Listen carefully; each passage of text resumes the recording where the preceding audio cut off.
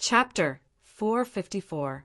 Rash's sudden appearance in the middle of the battlefield shocked Zhao and I, and the other competitors of Rashu King.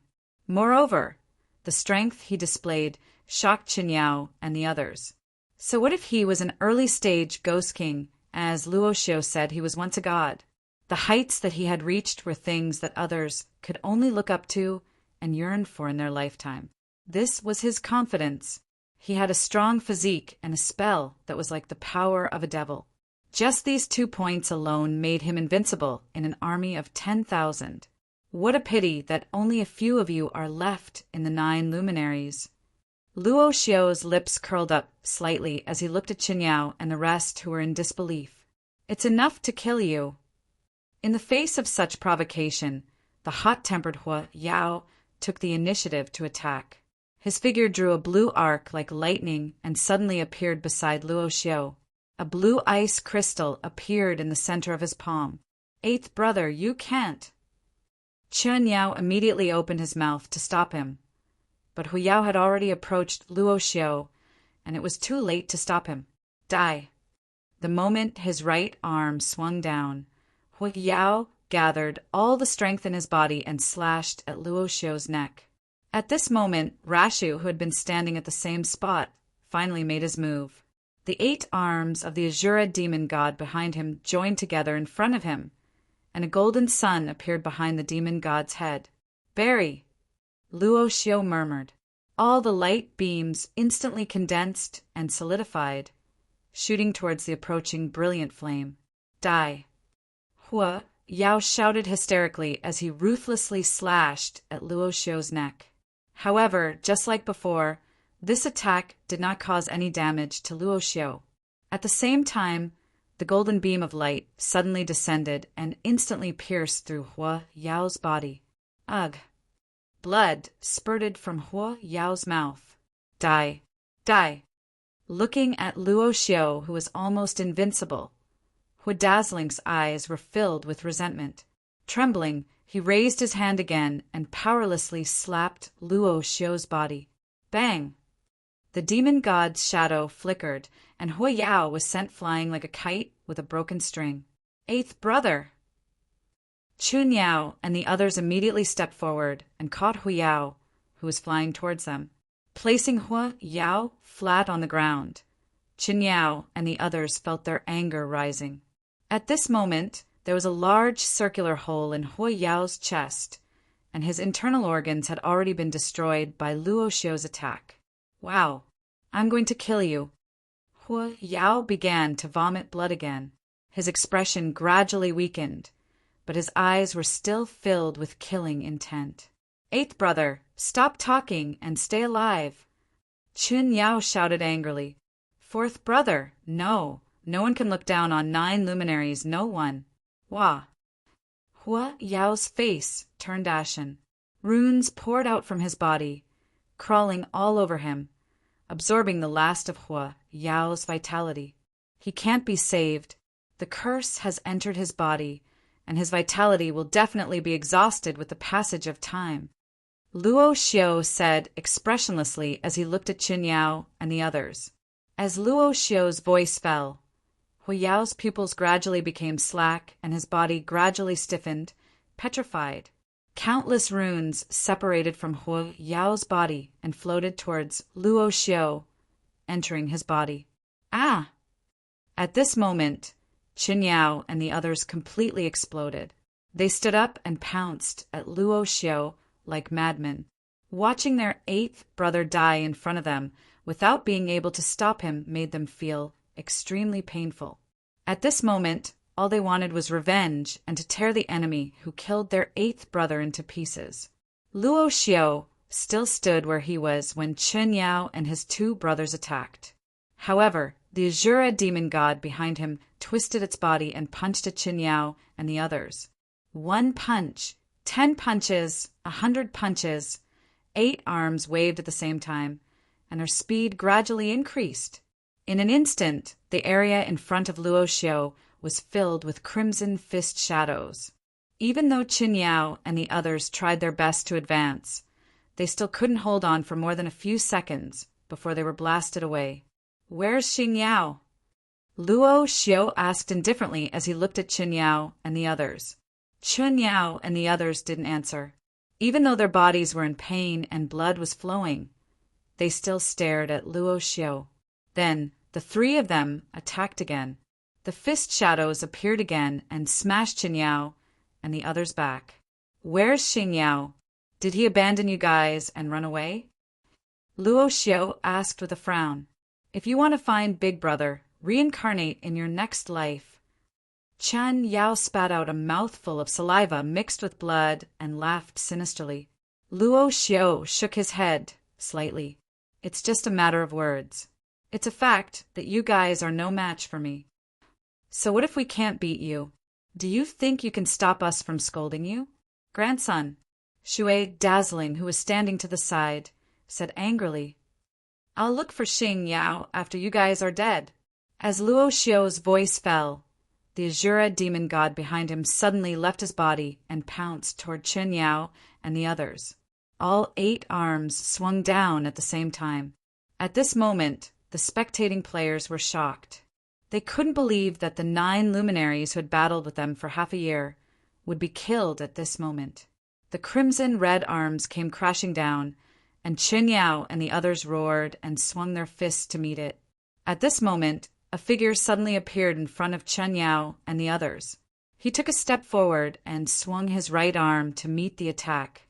An enraged blue dragon broke away from the arm and collided with the 8-armed Azura demon god. Buzz, buzz! Crimson and blue energy waves spread outward, and strong winds swept up dust and dirt, sweeping in all directions. Roar! The angry blue dragon roared and collided with the crimson shadow of the demon god. At this moment, a smile appeared on Luo Xiao's face. This was the opponent he was looking forward to. The king of the land of the 9 luminaries, Xing Yao. Barry! Luo Xiao murmured softly. A dazzling sun gathered behind the 8-armed Azura's head, forming golden light pillars that pierced toward the angry blue dragon. At this moment, the angry blue dragon suddenly opened its eyes, and the surface of its body was instantly covered by icy blue crystals. The sound of metal clashing was heard continuously, but the angry blue dragon withstood the attack. Then it turned around and swung its tail, sending the 8-armed Azura flying. Big Brother! Qin Yao and the others shouted in grief and indignation as they looked at the figure in blue armor standing in front of them. That's enough. Leave the rest to me, Xing Yao said. He inadvertently glanced at Hua Yao's body, and the anger in his heart was instantly ignited. His Excellency Xing Yao, you're qualified to fight me. Luo Xiao nodded solemnly as he looked at Xing Yao. I'll use your blood as a tribute to my brother's death. As Xing Yao spoke, the blue armor on his body began to shine with a dazzling blue light, and he suddenly pounced toward Luo Xiao. Upon seeing this, Luo Xiao took a step forward and merged with the 8-armed Azura's body. Then he formed a seal with both hands, and a weapon appeared on each arm of the demon god, which smashed toward Xing Yao, who was coming toward him. Boom! Dust flew everywhere. Under such a violent attack, Xing Yao's figure rapidly moved, breaking through the Azura demon god's attack circle. He suddenly closed in on Luo Xiao and fiercely punched the Azura demon god outside of Luo Xiao's body. Blue energy began to invade the demon god's shadow, and the 8-armed Azura's movements gradually slowed down. At this moment, Luo Xiao looked at Xing Yao, who was less than half a meter away from him, quietly with an indifferent expression. Roar! Xing Yao waved his left fist, and an ice dragon appeared from his fist again. It wrapped around the 8-armed Azura's body and began to strangle it. The 8-armed Azura demon god immediately stopped its attack, and its body trembled as if it was struggling to break free from the ice dragon's restraint. Black Sky Kill! Along with Xing Yao's angry roar, the crystals on the ice dragon's body appeared again. They shone like dragon scales under the sunlight, and the ice dragon became tighter and tighter. Then the entire ice dragon exploded, and the blue energy instantly engulfed the Azura demon god shadow. Boom! The ground cracked, and the Azura demon god shadow dissipated with this punch. Then, Xing Yao's fist broke through the shadow and smashed into Luo Xiu's face. Xing Yao's attack contained his anger, and the combat power that His Excellency Xing Yao instantly erupted shocked even Luo Xiu. His body was thrown into the air, and then he landed heavily on the ground. Smoke and dust filled the air, and a figure slowly climbed up from the ground. When the smoke and dust dissipated, Luo Xiu was still standing there unscathed. At this moment, Gani and the others in the distance were dumbfounded. They couldn't believe that this was real, because even if it was their clan elder or even their clan king, they wouldn't be able to withstand this attack unscathed. But this unknown Luo Xiu had done it. The spectating players were in an uproar. This can't be real, right? I feel like even 100 of me wouldn't be able to withstand this punch. But this guy is actually unscathed? Is he trying to hold on? He's actually suffering from internal injuries. Or else he would be too strong. Who is this guy? King Luo Xiu? Can anyone explain this to me? He's too far away and I can't analyze it. The players instantly discussed among themselves, and they were all shocked by Luo Xiu's strength. This was because, from the players' point of view, His Excellency Nine Luminaries was the strongest combat power they knew apart from the demonic god and the other gods. However, at this moment, his angry punch didn't cause any damage to his opponent at all. This kind of strength was unbelievable to the players. Originally, the players had been looking forward to Xing Yao's arrival, waiting for his battle with Luo Xiu. However, at this moment, Xing Yao seemed to be unable to do anything to Luo Xiu. At this moment, even Xing Yao himself didn't expect that Luo Xiu would be able to withstand his punch unscathed. He originally thought that this punch would break through the defense of Luo Xiu's demon god shadow, but he didn't expect that the strongest defense wasn't the demon god shadow, but Luo Xiu's physical body. If that's all, then it's over, Luo Xiu said calmly. The demon god shadow behind him condensed again. This time, it was more solid and larger than before. Xing Yao didn't answer. Instead, he turned to look at Hui Yao's stiffened body, and a trace of sadness appeared in his eyes. When his gaze turned to Luo Xiu again, it was filled with determination. Big brother! Just as Xing Yao was about to attack again, he heard Chun Yao and the others' cries. He immediately stopped and turned to look. At this moment, Chun Yao and the others were looking at him with a desolate expression. Big brother, eighth brother, said that no one can look down on the 9 luminaries. No one. After saying that, Chun Yao, Shui Yao, and Mu Yao raised their hands at the same time and stabbed them into their left chests, grabbing onto their hearts. Xing Yao's pupils suddenly contracted at this moment. No, big brother, we're still too weak. We can only continue to follow you like this. Chun Yao let out a desolate smile as he crushed his own heart with his trembling hand. Big brother, no one can look down on us brothers from the 9 luminaries.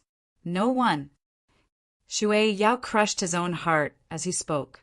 Big brother, do you still remember the oath we swore on the day we established the 9 luminaries?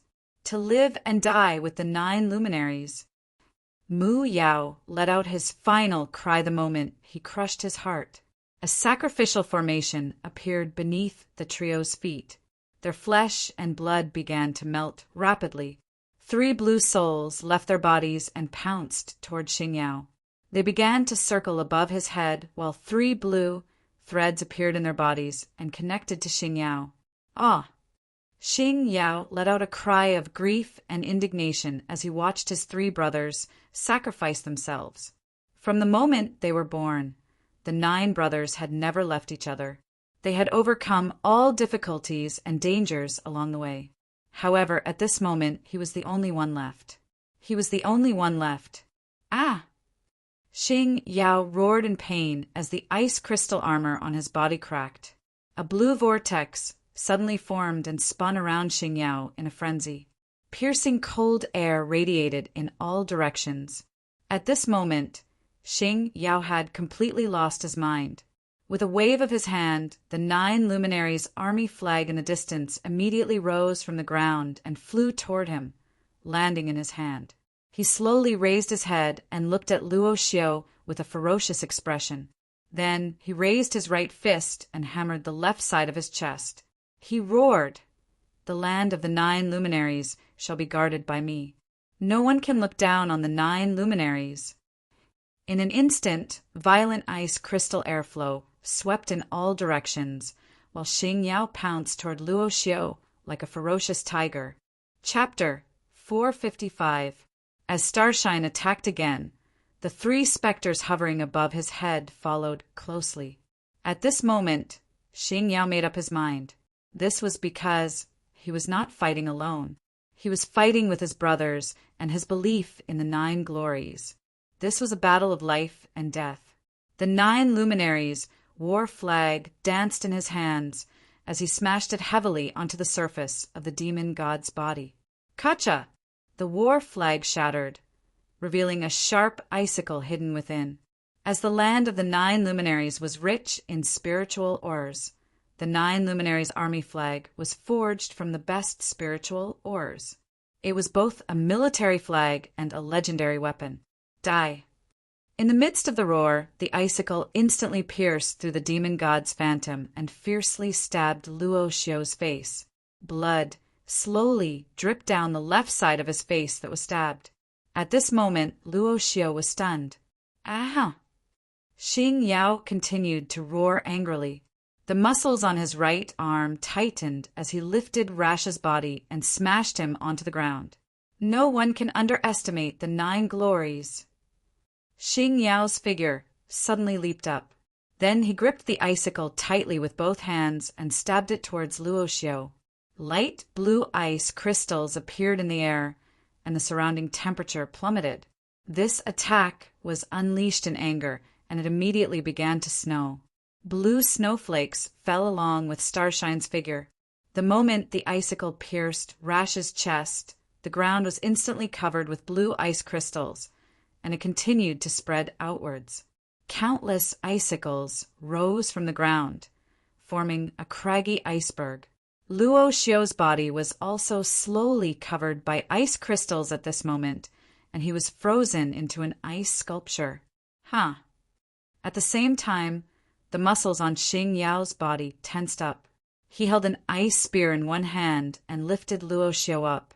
Then he suddenly pierced through the ice crystal and Luo Xiao's body. Kacha! In an instant, ice fragments flew everywhere, and the ice crystals wrapped around Luo Xiao's body suddenly shattered. Xing Yao panted heavily as he stared at Luo Xiao with bloodshot eyes.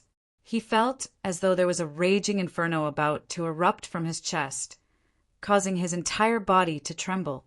At this moment, he only wanted to vent. However, at this moment, Luo Xiao suddenly reached out and grabbed the icicle. Then, with a forceful push, he leaped backward and landed steadily on the ground. The wound on his left chest was healing at a speed visible to the naked eye. Very strong. Just as I thought, no one who can become an abyssal prefect is weak. Luo Xiao looked at Xing Yao solemnly and said, "Die." Xing Yao's figure closed in again, his icicles suddenly piercing down. The target this time was Luo Xiao's head. Roar! A scarlet Azura demon god phantom appeared, and its 8 arms fell down at the same time. However, at this time, Xing Yao had completely given up on defense. His body was constantly suffering heavy attacks. He forcefully withstood the crazy attacks and approached Luo Xiao. An ice spike instantly pierced through Luo Xiao's head. Die! The icicle in Xing Yao's hand spun rapidly, and Luo Xiao's head instantly burst open. Roar! At this moment, the demon god's 8 arms swung at the same time, sending Starshine flying. At this moment, Rashu, who had lost his head, was still standing firmly on the spot. Then the minced meat on the ground began to float and began to gather towards his head. In a short moment, Luo Xiao, whose head was destroyed, once again reforged his body, and he recovered to his original state. Be it the players or the Rahu tribesmen, all of them were dumbfounded. F***ck, this battle isn't fair. F***ck, this guy is definitely using a cheat. This is too fake. Boss Xing Yao is at the Ghost Emperor realm after all. How strong is the opponent? At this moment, the players were shocked by Luo Xiu's recovery ability. To the players, this kind of ability was simply unbeatable. The biggest advantage of the players was the human wave tactic and resurrection ability. However, after seeing Luo Xiu at this moment, the players were dumbfounded. They couldn't imagine how effective their human wave tactic would be against such a guy because the other party wasn't afraid of getting injured at all. It's my turn. At this moment, a scarlet trajectory appeared in Luo Xiu's eyes. Sacrifice. Destroy. His eyes suddenly looked at Xing Yao. At this moment, Xing Yao suddenly felt countless voices wailing in his head, and all kinds of negative emotions emerged. Ah! Xing Yao shouted hysterically, driving away the negative emotions in his head. While panting, his body undulated violently, but Xing Yao still endured the emotional erosion in his head. He raised his icicle and walked towards Luo Xiu step by step. At this moment, Xing Yao seemed to hear the voices of his brothers. Big brother, will we die? Yes, but I don't want to die. Then become stronger. Become so strong that no one can decide your life and death. Big brother, why are we joining the army? Because this is the shortcut to becoming a powerhouse, the cruelest shortcut. Big brother, we'll listen to you. We'll go wherever you say. Big brother, have you really decided to rebel? If we fail, we'll all die. We shouldn't be satisfied with the current situation. Since we've decided to become stronger, we'll challenge the man on the throne and take everything he has. Big brother, you know that we brothers will do whatever you say. We'll follow your lead and live and die together. Ha ha ha, big brother, we've succeeded. From now on, us 9 luminaries brothers will be the rulers of this big region. Yes, from now on, no one will be able to threaten us. Big brother, can we defend all of this? Will there be a day when someone like us will challenge us and take everything away from us? Yes, but we'll use our lives to defend everything we have until death. Great Emperor, the 9 of us swear that from today onwards, the land of the wind wheel will be renamed as the land of the 9 luminaries. From now on, the 9 of us will live and die together with the land of the 9 luminaries. Ha ha ha, from now on, this is the land of the 9 luminaries, our home. We'll never leave or abandon it. Big brother, you've always said that the succession of dynasties is inevitable. Can we be the exception and exist forever? No. Sigh. I'm still young and I don't want to die. I hope this day will come later. Don't worry. Even if someone dies, I'll die first. I'll protect all of you. Then I'm relieved. It's great to have a big brother. The oath he made with his brothers suddenly appeared in front of his eyes. A few tears fell from Starshine's crimson-red eyes. Big brother went against the oath and didn't protect all of you. Instead, he lived until the end. Endless hatred, regret, and murderous intent filled his mind, driving away all negative emotions. Step by step, Xing Yao walked towards Luo Xiu with endless murderous intent and slowly raised the icicle in his hand. Boom! The Azura demon god swung its fist down and smashed Xing Yao into ground. Then its 8 arms danced at the same time and hammered the ground crazily. The cracks on the ground began to spread rapidly, and the ground suddenly sank. Red fist shadows appeared all over the sky. Under the crazy bombardment, Xing Yao's figure was blasted deep into the ground and disappeared. The moment Luo Xiu stopped attacking, a figure covered in blood leaped out from the ground. The icicle suddenly slid down and pierced through his body once again. Along with Xing Yao's roar, the icicle in his hand transformed into thousands of illusions and penetrated Luo Xiu's body crazily. At this moment, the Azura demon god's arms swung down at the same time and bombarded Xing Yao's body crazily. Even if his wounds opened up, even if he was bathed in blood, Xing Yao still didn't take a step back. At this moment, He had already made up his mind to die. In fact, from the beginning of the fight, Xing Yao already knew that he wouldn't be Luo Xiu's opponent. But so what? It was just death. The oath made by the 9 brothers back then was never a joke. Today was the day to fulfill it. He would use his life to burn the last of his fighting spirit and use his life to protect his previous oath. Amidst the crazy attacks, Xing Yao turned into a bloody man. Blood kept spurting out of his wounds, but Xing Yao's attacks never weakened.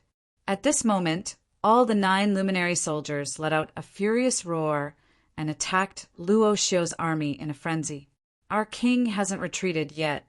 How can you warriors be afraid of battle? This was the last battle. There would be no more 9 luminaries after this, so they would use their lives to illuminate the last glory of the 9 luminaries' brothers. Many of them had followed the 9 luminaries' brothers in the past and witnessed their rise. The 9 luminaries' army, a name that had once brought him supreme glory. This glory belonged to the 9 luminaries' brothers and also to them who had always followed in the footsteps of the 9 luminaries. Death was hovering around them, ready to wield its scythe to reap their lives at any moment. Courage was extremely valuable, but at this moment, none of the 9 luminary soldiers chose to retreat. This was the battle of a large territory. Everyone's future, the lives of thousands of soldiers, and the glory of the territories were all on the line. There was no right or wrong in a war. The judgment of right and wrong was a childish display in the underworld because right and wrong only applied to a peaceful and orderly world. Here, there was only the strong and the weak. There was no right or wrong. The battle of a large territory was even more so. It was only based on the strong and the weak. Victory and defeat would never be determined by right or wrong. It was cruel and real. The bloody battle scene touched the spectating players. At this moment, no one could laugh. All the players came with the mood of watching a show. But who wouldn't be shocked at this moment? Under the frenzied attacks, Luo Xiu's body was penetrated again and again. However, with the support of the ultimate physique, Luo Xiu's body was reconstructed again and again, eventually recovering to its original state. Starshine, on the other hand, was bathed in blood.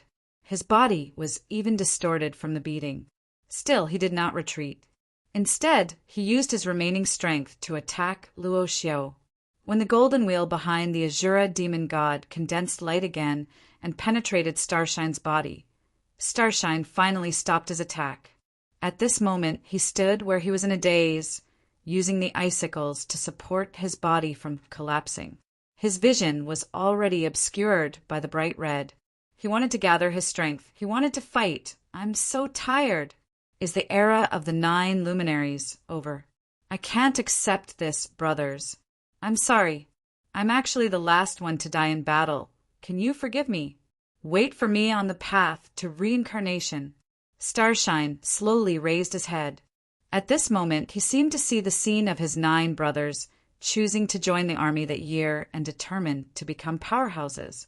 He also saw the scene of them bathing in blood and killing their enemies, as well as the scene of them fighting for supremacy over the 9 luminaries, the 9 brothers, never forsaking each other, sharing life and death with the land of the 9 luminaries. No one can underestimate the 9 luminaries. Starshine murmured. The vitality in his body was completely exhausted at this moment. With the enemy's blood, we respectfully send our king into the cycle of reincarnation. At this moment, the hysterical roars of the 9 luminaries' warriors resounded on the battlefield. The era of the 9 luminaries was over. Now, it was time to put an end to it with the enemy's blood. All the 9 luminaries' warriors roared and pounced on the enemy. The war was not over yet because they had not fallen. Our king may be dead, but we, the 9 luminaries' warriors, are still members of the 9 luminaries and can represent the 9 luminaries.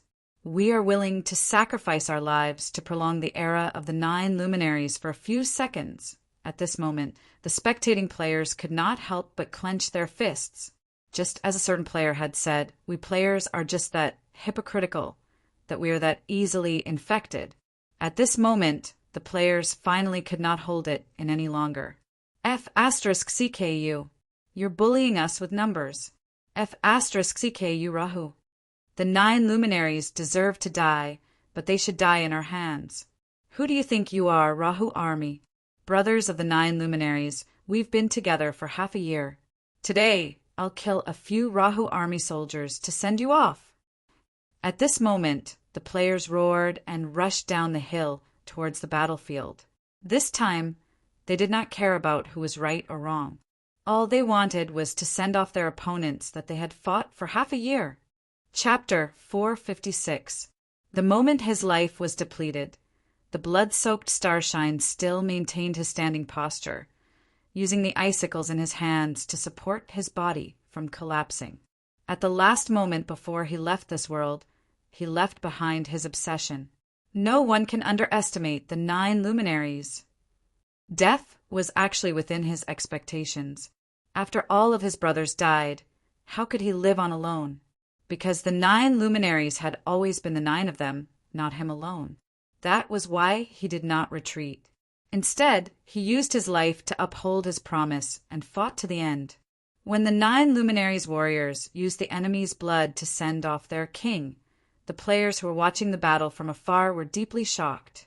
At this moment, a player roared in the live chat channel, "Send off the enemy we've fought for half a year." Then, all the players could not help but rush to the battlefield. This time, there was no right or wrong. They were only sending off the enemy they'd fought for half a year, using the blood of the Rahu army soldiers to bid farewell to the 9 luminaries era. The players' battle began once again. Figures from all over the mountains rushed to the battlefield from the hillside. There was no formation, no need for commands. The appearance of the players immediately attracted the attention of the 9 luminaries and Rahu army. This was an army that they had always looked down on but had never fallen. When they rushed into the battlefield and attacked the Rahu army soldiers together with the 9 luminaries' army, all the 9 luminaries' soldiers were shocked. Why? They did not know why these player clans would help them. Shouldn't they hate them? Actually, every player had a clear answer to this question in their heart. Because we are players, that's why we act based on our emotions. Precisely because we are players, we do not have to worry about gains and losses like in the underworld hegemony. Everything is based on what we think, what we feel, and what we do. At this moment, all they wanted was to go to the battlefield and kill the enemy. Countless figures rushed into the battlefield. The rune warriors' bodies shone with dazzling, gem-like brilliance. The Shura physique and rune body collided at their peak. As fists collided, sweat and blood dripped down. The wizards and the players used their staffs to guide the spiritual energy in their bodies, outlining magical formations outside their bodies. Countless spells streaked across the sky as they waved their staffs, blossoming like fireworks in the midst of the enemies. The ghostly figure wandered around the battlefield, using gorgeous movement techniques and sharp daggers to bring about a smear of captivating red. The Azura Path's demon god and the Hell Path's night killer's illusory body were fighting. The night killer's illusory body's roar was like the roar in the players' hearts, filled with determination. The legendary movement of the 9 luminaries era was nearing its end, and what the players had to do was to play the final elegy for it. Why? One of the commanders of the 9 Yao army asked in shock as he looked at the player who had rescued him from the enemy group. Don't ask. If you ask, you'll know that these Rahu bastards are stealing our kill. We're not happy. The player grinned, then ran towards the Rahu warriors in front of them. Such questions could be heard everywhere on the battlefield, but the players' answers were always the same. I'm unhappy and want to kill him. Although the 9 glories should die, they can only die in the hands of us players. They deserve to die for Rahu's kill-stealing. The players didn't need a reason at all. They just wanted to vent their frustrations. The appearance of the players also shocked the forces of the Rahu land. Even the king of the army couldn't help but frown. The player clan? He murmured. Actually, he had never taken this clan seriously. He was only afraid of the North Sea and Baki because he was a powerhouse that even the Rahu king, Rashu, couldn't fight back then. He only had one impression of the player clan. They were defeated by the Nine Yao army. The standard of judgment was that simple. In the eyes of the king, the player clan was just a weak force struggling at death's door under the oppression of the Nine Luminaries. That was why he couldn't understand what was happening. The era of the Nine Luminaries had already ended. Why did the player clan do this? Was it a laughable death wish? At this moment, Rashu, who was in the middle of the battlefield, grabbed a player and stared into his eyes, asking the same question as the king. The player's answer was simple and clear. It's a death wish, but this is just the beginning. His answer was the voice of thousands of players. Battle was the best answer. Press forward with indomitable will, just like in the past. Tell the enemy with an unyielding will to fight that the players are here. The war was still going on. The Nine Luminaries warriors were bathed in blood as they fought. They had long given up hope of survival. All that was left in their hearts was the firm belief to protect the glory of the Nine Luminaries. Emotions were contagious. It was the same for the players. They were immersed in the final stubbornness of the Nine Luminaries warriors and sent them off with the blood of their enemies. Although the enemy was strong, so strong that it was unstoppable. The shadow of the Asura demon god crushed the shadows of the cursed apostles, one after another. Under the collision of flesh against flesh, the rune warriors were bathed in blood and died in the face of absolute power. Under the collision of the killing curse and thousands of spells, the fragile sorcerers withered one after another. The enemy was too strong. Even if the remaining Nine Luminaries warriors and players tried their best to resist, they still couldn't stop their advance. However, no one retreated, be it the Nine Luminaries warriors or players. The last words left by Xing Yao before he died were, "No one can underestimate the Nine Luminaries." Although the players used to hate the Nine Luminaries, they never denied this fact. How could the Nine Luminaries, who had once defeated Baki, be weak? The players acknowledged their strength, so they couldn't allow their former opponent to be underestimated. Figures fell in battle one after another, but more figures came from the back. They took over the faith of the dead, waved their weapons, and unsheathed their swords at the endless enemies in front of them. "The player clan," the clan king murmured again as he looked ahead. At this moment, he put away the contempt in his heart, because their determination and determination to die were enough to move him. However, this was war, and he wouldn't have any sympathy. What he had to do now was to end everything, to put an end to the era of the Nine Luminaries, and then carve the mark of Rahu on this land. All elders attack now.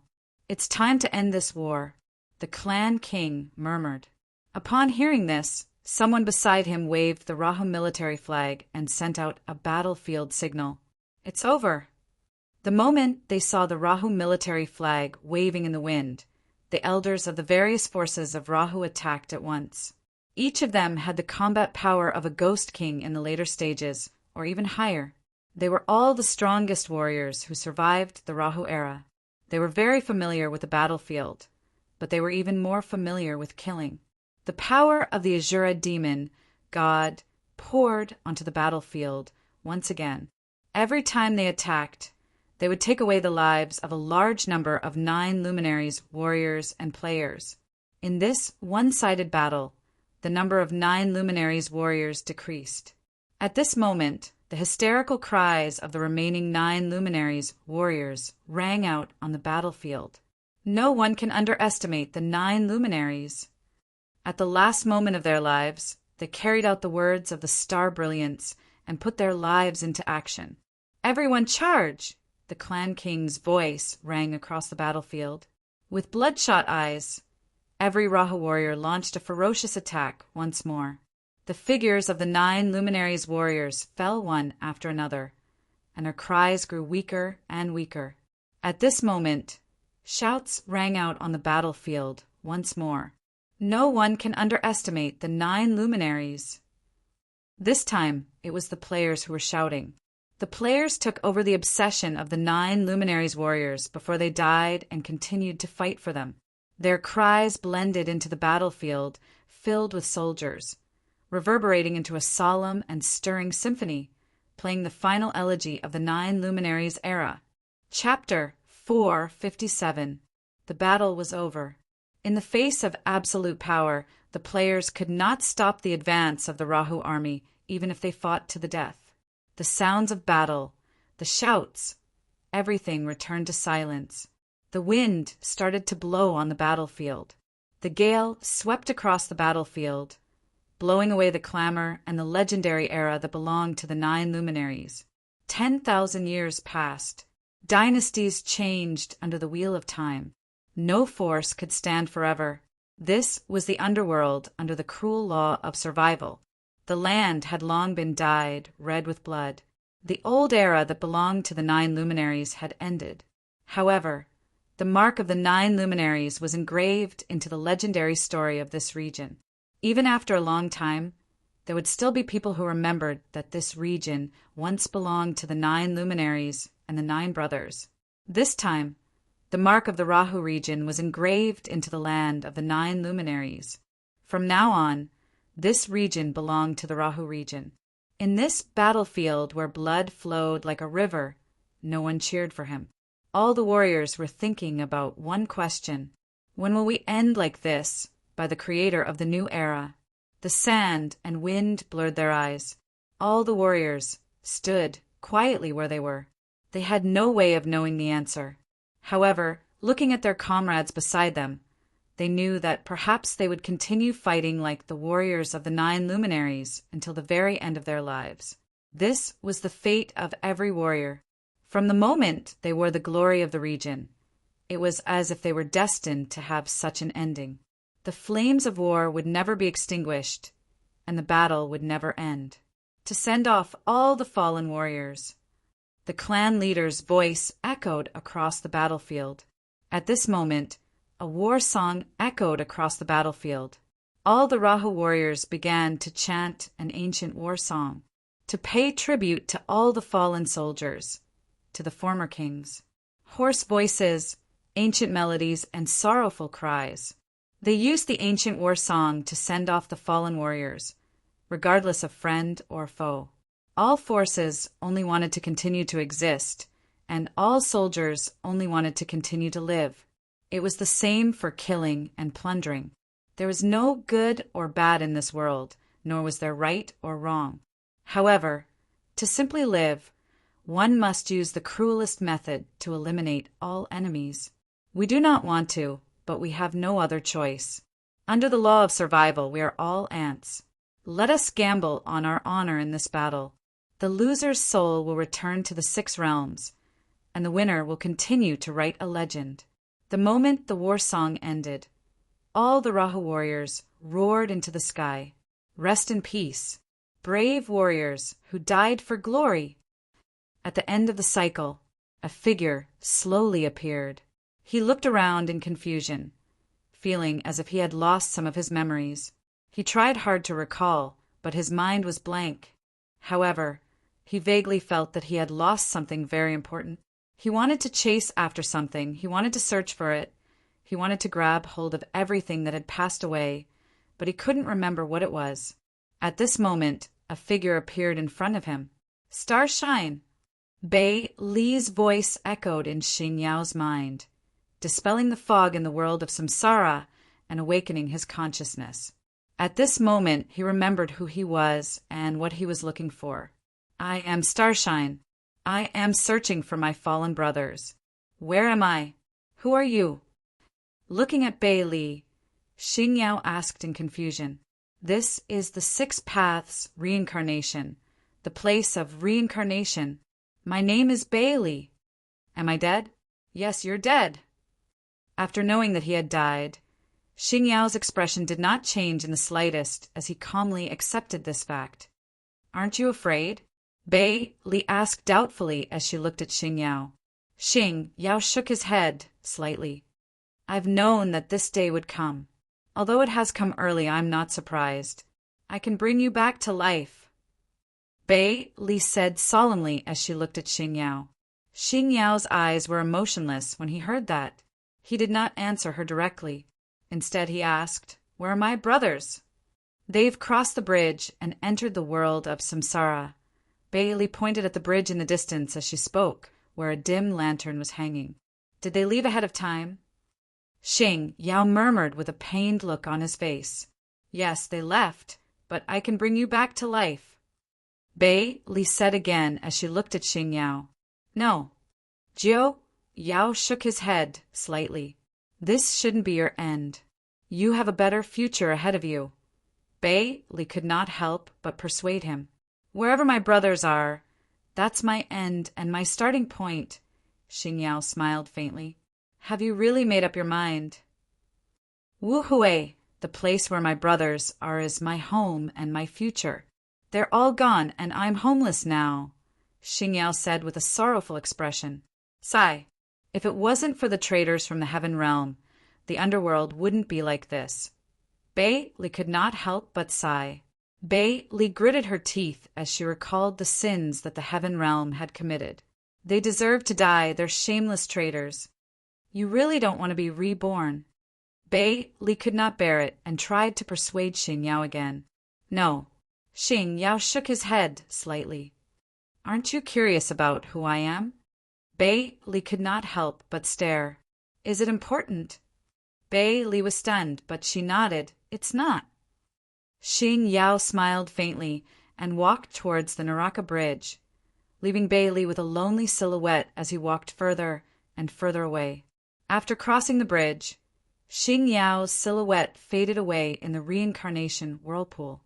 "Big brother is too late," Xing Yao mumbled as his silhouette was completely swallowed by the reincarnation mist. Bei Li clenched her fist as she watched Xing Yao's silhouette disappear. Then she disappeared from the 6 paths of reincarnation and returned to reality. Wah! The emotional Bei Li dashed towards the kitchen. She then leaped up and locked Lu Wu's neck, who was cooking from behind. Ahem! Lu Wu was caught off guard. He immediately turned around and carried Bei Li down. "Xing Yao is dead. He doesn't want to go with me," Bei Li said while sobbing. "I told you, Xing Yao won't agree." Lu Wu felt helpless as he looked at the weeping Bei Li. "Those bastards from the Heaven Realm, Lu Wu, you have to become stronger and defeat them quickly." Bei Li clenched her fists and sobbed. "I will." Lu Wu smiled and patted Bei Li's little head, but he looked very determined. Bei Li heard him and slowly raised her head. Her eyes were still misty. "I'm hungry." "Then go sit down and don't disturb me while I'm cooking." "Okay." Bei Li nodded and jumped onto the seat. She then picked up the chopsticks out of habit and started knocking on the bowl to urge him to eat. Even so, the sadness in Bei Li's eyes did not fade away, even though she did not know how to disguise herself. In fact, Lu Wu always knew that Bei Li had suffered too much. However, she had never complained or even shared the pain in her heart with him. She just endured it alone. However, Lu Wu knew that Bei Li hated the people from the Heaven Realm. She called them traitors and hypocritical sinners, because the people from the Heaven Realm who set the rules of the 3 realms brought too much pain to the human world and the underworld. They will get what they deserve. At this moment, Lu Wu swore in his heart. "The growth of the players is still ongoing. I look forward to that day. Ding! Ding! Ding! I'm starving, I'm starving." Bei Li sat at the dining table and knocked on her bowl to hide her emotions. "Don't you know how to think about something meaningful other than eating?" Lu Wu asked without turning his head. "No, serve the dishes now, or I'll turn you into a cat." Bei Li bared her teeth. "Don't you dare." "I'll do it if you don't serve the dishes. Be careful that I don't eat your snacks," Lu Wu threatened. Upon hearing this, Bei Li's expression froze and she ran to the main hall. After a while, Bei Li returned to the kitchen angrily. She climbed onto the dining table and leaped up from the table, pouncing on Lu Wu, who was still cooking. "Ouch, eat my strangle." Chapter 458. Beiki, the Mansion of the Dead. After the war between the land of the 9 luminaries and the land of Rahu ended, the construction of the Mansion of the Dead was put on the agenda again, but the players had mixed feelings. The forces that had been fighting with them for half a year had ended in such a manner. The war was too tragic, and it was difficult for them to accept. It was especially so when Starshine died in battle. Every player felt as if they were witnessing a powerhouse past his prime and the passing of time. However, the past was the past. The players who returned to Baiki were still immersed in the construction of the Mansion of the Dead. He was also prepared to fight against a new opponent. When all the construction points in the Mansion of the Dead's illusory city were filled up, the city materialized and landed in the sky pit of the dead. The gloomy clouds in the players' hearts dispersed, and smiles once again appeared on their faces. Countless players shouted, "Go home," as they swarmed into the Mansion of the Dead. Familiar city gates, familiar streets, and familiar figures. They were back, old friends he hadn't seen for months. Tongua, the Rock Ghost King, Xiaotian, the Wood Spirit Clan, and so on. At this moment, the players were extremely excited. They had been wandering outside for too long. They missed home, and they missed their old friends even more. Master Tongua, I miss you so much when you're not around. The soul coins in your pocket. Quick, let's go play cards. Boss Rock, I have a lot of questions about refining medicine right now. I need an answer. I feel like I'm going crazy without anyone to guide me. Miss from the Wood Spirit Clan, I want to buy some wine. The auction house is out of stock. Give me a box. The players pounced on the NPCs like hungry wolves. The scene was crazy. What a touching scene of reunion. At the city gate, a rabbit followed a young girl as they slowly walked into the city. Rabbit, this is my home. Isn't it awesome? Yi Sherwin turned to look at Rabbit and chuckled. Well, it's much better than my house. There are only trees there. It's really boring. Rabbit nodded. At this moment, Guyu led the members of the Myth Guild into the city, passing by Yi Sherwin and Rabbit. Rabbit looked at the group of people around him, and when he saw Dog, he looked very surprised. Why is Little White here? What's Xiao Bai? Yi Sherwin turned around and asked. She then realized that Rabbit was staring at Go Z from the Myth Guild with a piercing gaze. Don't. That's not Little White, Yi Sherwin quickly said. However, Rabbit had already pounced forward. At that moment, Yi Sherwin's heart skipped a beat. She recalled that she and Rabbit had caught 2 animals on their way back to Baiki a few days ago. They had even turned them into dogs as mounts and named them Little White. It's over. Apparently, the rabbit didn't notice anything amiss. He howled and pounced towards the dog. Then he suddenly jumped onto his back and straddled it. He twisted the dog's ear and said, "What are you doing?" "Little White, didn't I let you go? Why did you come back? Did you miss me?" With that said, the rabbit rubbed Sun Chi's head again. At this moment, Guyu and the others were dumbfounded. They had no idea where this rabbit came from. It seemed to be very familiar with the dog. Not knowing what was going on, they stared dumbfoundedly, not knowing what to say. At this moment, Sun Chi turned his head to look at the excited rabbit, and his expression gradually turned ferocious. "Who are you? I'm your master." Hearing that, Rabbit was instantly displeased. At the same time, he slapped the dog's head. "What the F asterisk CK? Ow." At this moment, Sun Chi couldn't stand it anymore. He turned around and bit Rabbit. "Little White, are you crazy? Be careful that you don't turn into a pig." Ow. Sun Chi couldn't care less. He pressed Rabbit down and hammered him. "Help! Turn Little White into a pig." Rabbit quickly began to struggle and shouted at Yi Sherwin. Upon hearing that, Yi Sherwin glanced at the strong people of the Myth Guild and then at Rabbit. She gave up the idea of fighting back. After all, she was clear about her own strength. The highest limit was only the beginner level of the Ghost Supreme Commander. On the other hand, several core members of the Myth Guild were already at the intermediate level of the Ghost Supreme Commander. She had no chance of winning against them. However, Seeing Rabbit being pressed on the ground and being rubbed, Yi Sherwin couldn't bear it.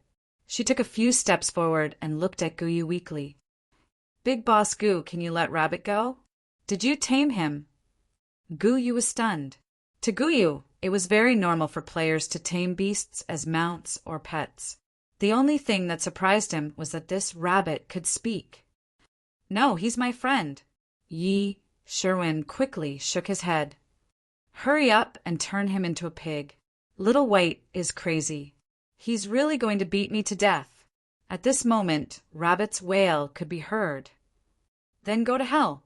Sun Chi howled and his fists rained down on Rabbit again. "I'm going to kill you." At this moment, Rabbit suddenly raised his fist and smashed it at Sun Chi. Even a rabbit would bite when it was anxious. Did he really think that he was a pushover? Then, the two white figures rolled together and hammered back and forth. However, the outcome was obvious. Sun Chi, who had the ability to heal himself, completely crushed Rabbit. It was a one-sided battle. In the end, Rabbit was beaten to the point that he was lying on the ground. He stuck out his tongue and panted heavily. His face was covered in bruises. Looking at Rabbit's miserable appearance, Yi Sherwin suddenly thought of the bamboo rat that was killed by Rabbit because of a verbal disagreement. How similar. Fortunately, Sun Chi was just venting his anger and did not kill him. Looking at the dying Rabbit, Yi Sherwin immediately went forward and began to check on his condition. After discovering that Rabbit was only lightly injured, he immediately heaved a sigh of relief. "Hurry up and turn him into a pig. I want revenge." Rabbit looked at Yi Sherwin with tears in his eyes and said, "He's not Little White. You've got the wrong person." Yi Sherwin said slightly awkwardly, "He is. It feels exactly the same when I ride him." Rabbit retorted stubbornly. Hearing this, Sun Chi could not help but bare his teeth. He immediately wanted to teach Rabbit how to be a human. Although he did not understand why Rabbit kept acting as if he had ridden him before and was very familiar with him, being a mount was still a pain in Sun Chi's heart, and he could not allow others to mention it. He must beat it until it loses its memory. Sun Chi thought angrily. Thinking of this, Sun Chi waved his hand and a green light flowed into Rabbit's body. With Sun Chi's healing skill, Rabbit was instantly energized. However, Sun Chi was naturally not so kind. He healed it just so he could beat it up again. But this time, Sun Chi was stopped by Guyu before he could pounce. "Sun Chi, that's enough. There must be some misunderstanding."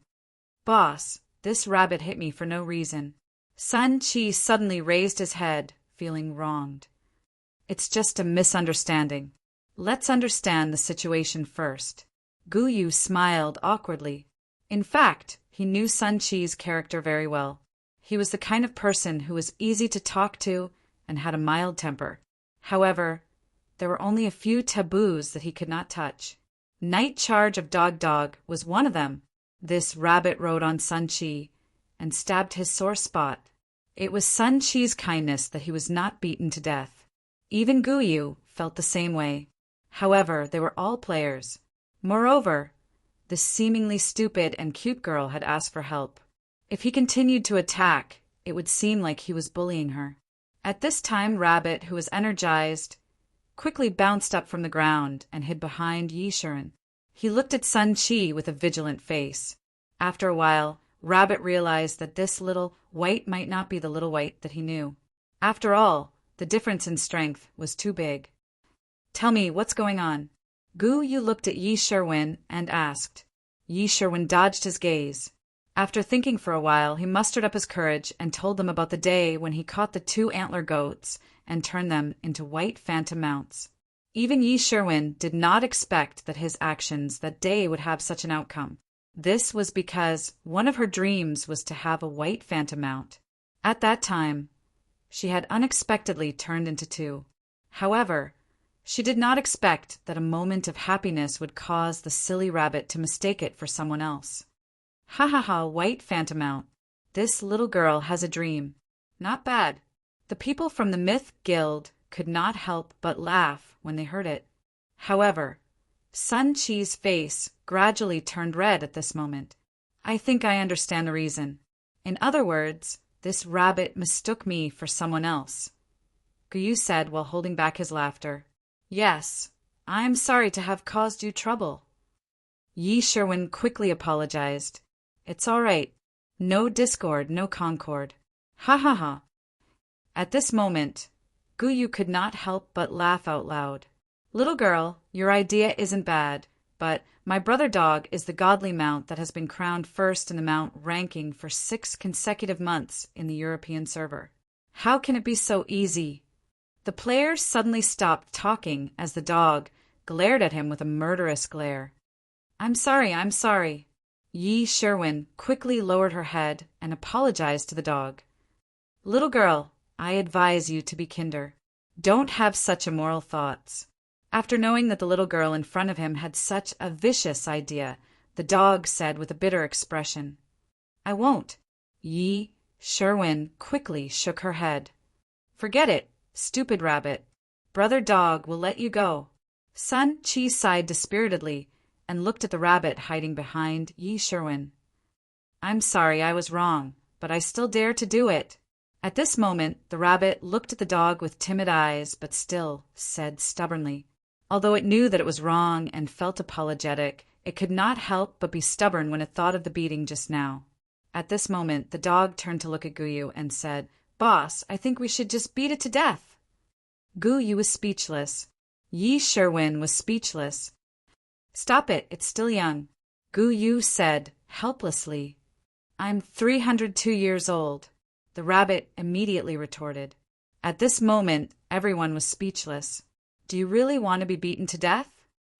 By the way, are you the player who obtained the Azura Ultimate Path? Guyu suddenly asked. He did not notice it just now. Now that he opened Yi Sherwin's analysis menu and saw this person's name, Guyu suddenly remembered the server announcement a few days ago.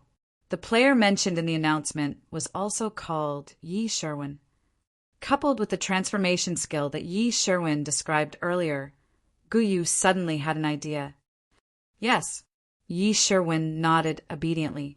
Hearing Yi Sherwin admit it, Guyu's heart skipped a beat. He then smiled and said, You haven't joined a guild yet, right? Do you want to join us? Guyu had always yearned for talented players. When he lost the first guild hegemony tournament, he was very eager to regain his honor in the next hegemony tournament. Therefore, he did not want to miss out on a player as powerful as Yi Sherwin. Hearing this, Yi Sherwin fell into deep thought. After a while, he raised his head and said, No, I'm an explorer. I don't like to join a guild. Agree to it, then we'll endure the humiliation in there and wait for the right opportunity. Crack. At this moment, the rabbit who was standing behind Yi Sherwin suddenly said, at the end of its sentence, it looked at the dog and made a throat-slitting gesture. Boss, we should really kill this rabbit. Looking at the cowardly but stubborn rabbit, the dog could not help but grit his teeth. Chapter 459. Guyu did not know what to say in the face of the dog's suggestion. This rabbit's expression was clearly cowardly. How could it say such words while being cowardly? Forget it. Let's go and find Tongua to forge a weapon. Guyu shook his head in the end and walked towards Tonggua's forging room. Upon hearing this, Sun Chi turned his head and bared his teeth threateningly at Rabbit. Then he turned around and left with Guyu. After the people from the Myth Guild left, the rabbit suddenly jumped out from behind Yi Sherwin. It patted its chest with a look of lingering fear. This little white is really powerful. Rabbit, behave yourself. Don't ever admit your mistake again, or I won't be able to save you. Yi Sherwin could not help but warn it. The rabbit heard it and turned to look at Yi Sherwin, waving its hand. I'm just a little rabbit. What's the use of reasoning with me? I'm not going to listen anyway. Yi Sherwin was stunned when he heard this. Although I was wrong this time, I've already been beaten up, so this matter is over. However, I've also decided that I'll challenge him in the future and defeat him. At this time, Rabbit suddenly looked at Yi Sherwin with a solemn expression and said, You want to challenge the dog? Are you serious? Yi Sherwin looked incredulous. In her opinion, how could the rabbit be a match for the dog? After all, the dog was a white phantom, a divine beast, while it was just a little rabbit that had lived for 302 years. It seemed that there was an insurmountable gap in their bloodline. Thinking of this, Yi Sherwin looked at the rabbit with pity. He felt that if the rabbit challenged the dog, it would probably be beaten up again. "Why are you looking at me like that? Do you think I can't beat it?" Looking at Yi Sherwin, the rabbit suddenly stared at him. Yes, Yi Sherwin nodded honestly. In Yi Sherwin's opinion, if he did not plead for the rabbit, the dog would probably beat the sh*t out of the rabbit. "No, I want to cultivate. I want to find a peerless skill." Hearing this, the rabbit lowered its head and thought for a moment, then nodded with a serious face. After thinking about it carefully, the rabbit felt that it really could not beat the little white dog. At this moment, the rabbit was very worried. As a rabbit, did it not have a chance to turn things around? How could it challenge a divine beast? "Didn't you say that your player clan is very strong? Is there a way for me to become strong overnight?" With that thought, the rabbit raised its head and looked at Yi Sherwin with a serious expression. Yi Sherwin. She felt that the rabbit's paranoia was getting worse. "Did you? Hurry up and tell me. When I become a powerful being, I'll give you a lot of delicious food to repay you." The rabbit grabbed onto Yi Sherwin's trousers and raised its head with a sincere expression. Hearing the word delicious, Yi Sherwin's expression instantly froze. For the past few days when she was eating, she found that all the dry bread had lost its taste. At the time, she thought that the players who made the bread were cutting corners, which caused the bread to be tasteless. Although Yi Sherwin was very angry, who asked it to be cheap? At least the amount was not reduced. So Yi Sherwin gritted his teeth and endured it, until yesterday when he ate the meat of a fat bamboo rat that rabbit hunted. The fragrance was very fragrant, but what made Yi Sherwin collapse was that there was actually no smell at all. At that time, Yi Sherwin was terrified and began to search for answers. He even asked for help from the players on the forum. That was until she noticed the notification in the skill analysis for sure a word. This skill is being learned, entering tasteless state. At that moment, the sky fell down. Yi Sherwin could not help but burst into tears. This skill was too scary, wasn't it torture? At that time, Yi Sherwin even wanted to delete his character and start over. However, there was no ability to delete character in battle. In the end, it was Rabbit's consolation that Yi Sherwin finally pulled through. At least Yi Sherwin understood that in reality, her taste buds had not disappeared. Therefore, when Rabbit said delicious food, Yi Sherwin instantly felt extremely heartbroken, because after she learned sure a word, all delicious food was treated as dry bread. After all, they would taste the same in the future. It was very realistic, very cruel. Omega, Yi Sherwin, help me think of a way. I think I'm very talented, Rabbit said as he tugged on Yi Sherwin's trousers. Hearing this, Yi Sherwin sighed and said, "There's no way. You're just a little rabbit. It's a white phantom, mythical beast. It can suppress you in terms of bloodline. Even if it doesn't do anything, just healing itself can exhaust you to death. Then, is there anything that can enhance my bloodline and make me a mythical rabbit?" Rabbit continued to ask with a face full of hope. "No." Yi Sherwin shook his head decisively. At this moment, Rabbit's ears drooped, and she squatted on the ground with a dispirited look. Then, she slowly hugged her knees, looking as pitiful as one could imagine. Yi Sherwin was speechless. Looking at Rabbit in such a state, Yi Sherwin really did not know how to comfort her. After thinking for a while, Yi Sherwin clicked on the game shop with some hope, entered a line of words in the search bar, biological bloodline enhancement, and clicked on search. What surprised Yi Sherwin was that there was actually a product that popped up. Blood Cleansing Pill Level 7. Pill details: a high-quality pill refined from the combination of 3 earth pills, rockwood powder, ghost beast blood, and more than 30 other medicinal herbs. It has the miraculous effect of making bloodline return to ancestral form. Pill effect. Draw out the hidden talent power in the bloodline and strengthen one's own potential. The stronger the ancestral bloodline, the stronger the effect of the pill. Using a single pill is not effective. Pill quality. 39 refiner. Rock, Ghost King, price. 8,888 soul coins. Seeing the effect of the pill, Yi Sherwin's face revealed a look of surprise. But when he saw the price of the pill, Yi Sherwin felt like he was going blind. He quickly closed the game shop interface and stood still for a while, shaking his head as if he had seen a horrifying scene. Do you have an idea? Rabbit slowly raised his head and asked in a low voice. Yi Sherwin heard and quickly shook her head very hard. What a joke! 8,888 soul coins. How many days of food would she need? She could not even afford it, even if she sold herself. This was not a bloodline enhancement pill. It was clearly a pill of ruin. Oh! Rabbit lowered her head again and hung it on the ground, continuing to fall into a state of isolation. Damn it! Why am I just a weak rabbit? Why? Rabbit, let's go. I'll bring you around the mansion of the dead. Haven't you always wanted to see it? Yi Sherwin grabbed Rabbit's ear and shook it. Let me calm down. I need time to slowly accept the fact that I have no talent. Rabbit said very dispiritedly, pushing Yi Sherwin's hand away. Although Yi Sherwin really wanted to help Rabbit, the little gold vault did not agree. It was a classic case of having too much heart but not enough money. Oh, right, Rabbit. I'll bring you to Uncle Rock. You can ask him. Yi Sherwin suddenly said, Who's Rock? Rabbit asked without raising her head. Uncle Rock is the best apothecary. He can refine many pills that can help players grow.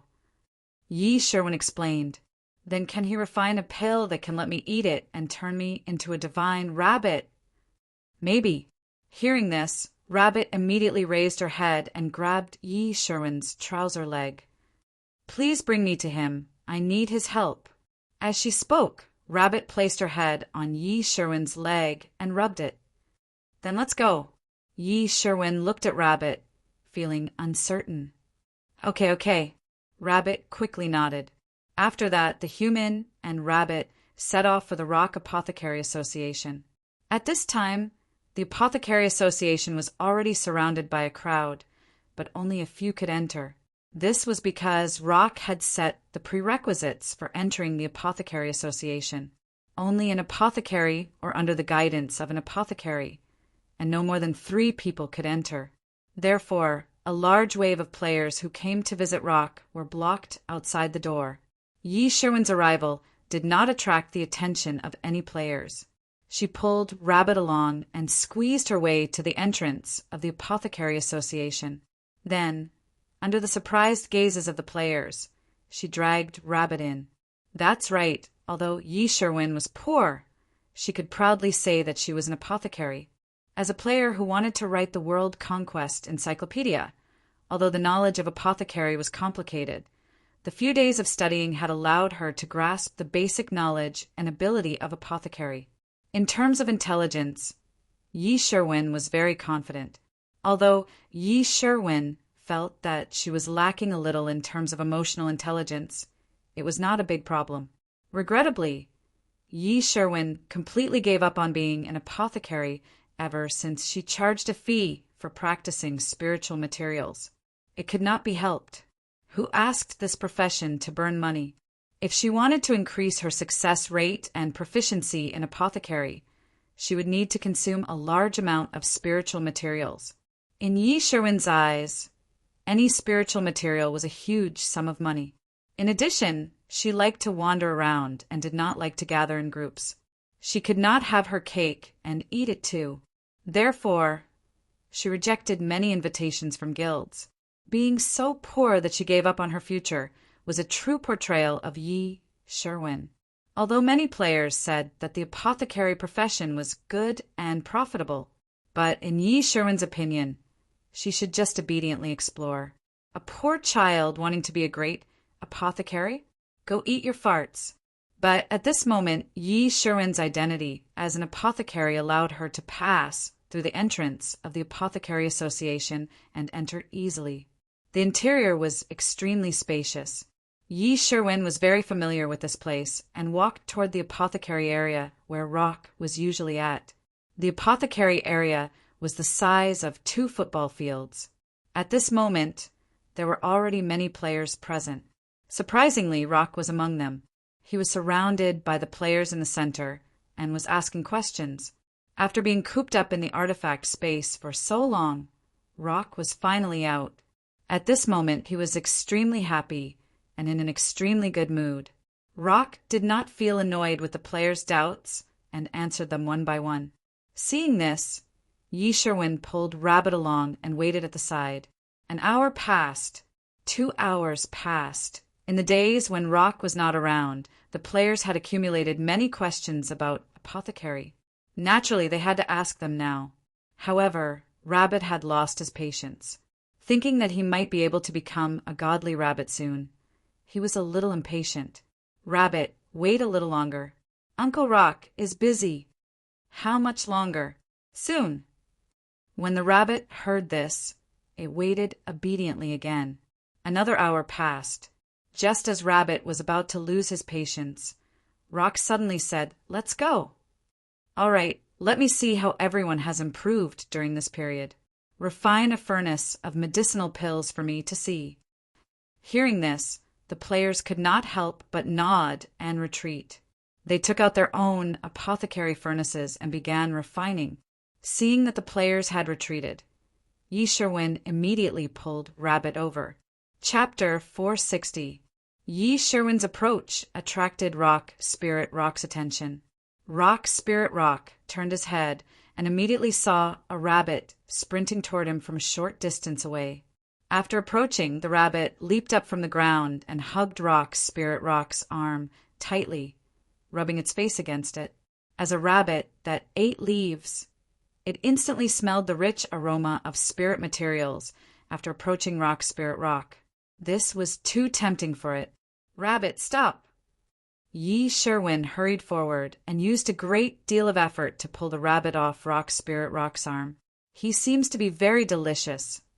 The rabbit stood on the ground and stared at Rock Spirit Rock with a dazed expression.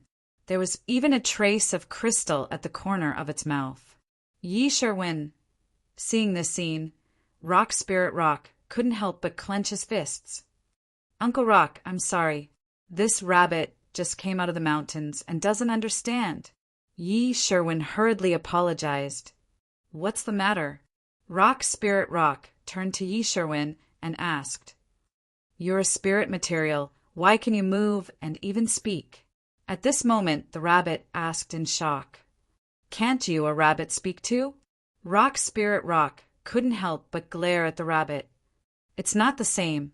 It's not strange for a rabbit to speak. It's strange that a spirit material like you can speak," the rabbit immediately retorted. "This rabbit should be used by you to refine medicine, right?" Rock Spirit Rock suddenly gave up on the idea of arguing and turned to ask Yi Sherwin. Hearing this, Yi Sherwin was startled and hurriedly shook his head. "Uncle Rock, no, I have a question to ask you." "Oh, then this rabbit is for me to nourish my body." Rock Spirit Rock asked again. Yi Sherwin was instantly dumbfounded. "How should I eat it? Braise it or steam it?" Looking at the rabbit, a trace of curiosity appeared in Rock Spirit Rock's eyes.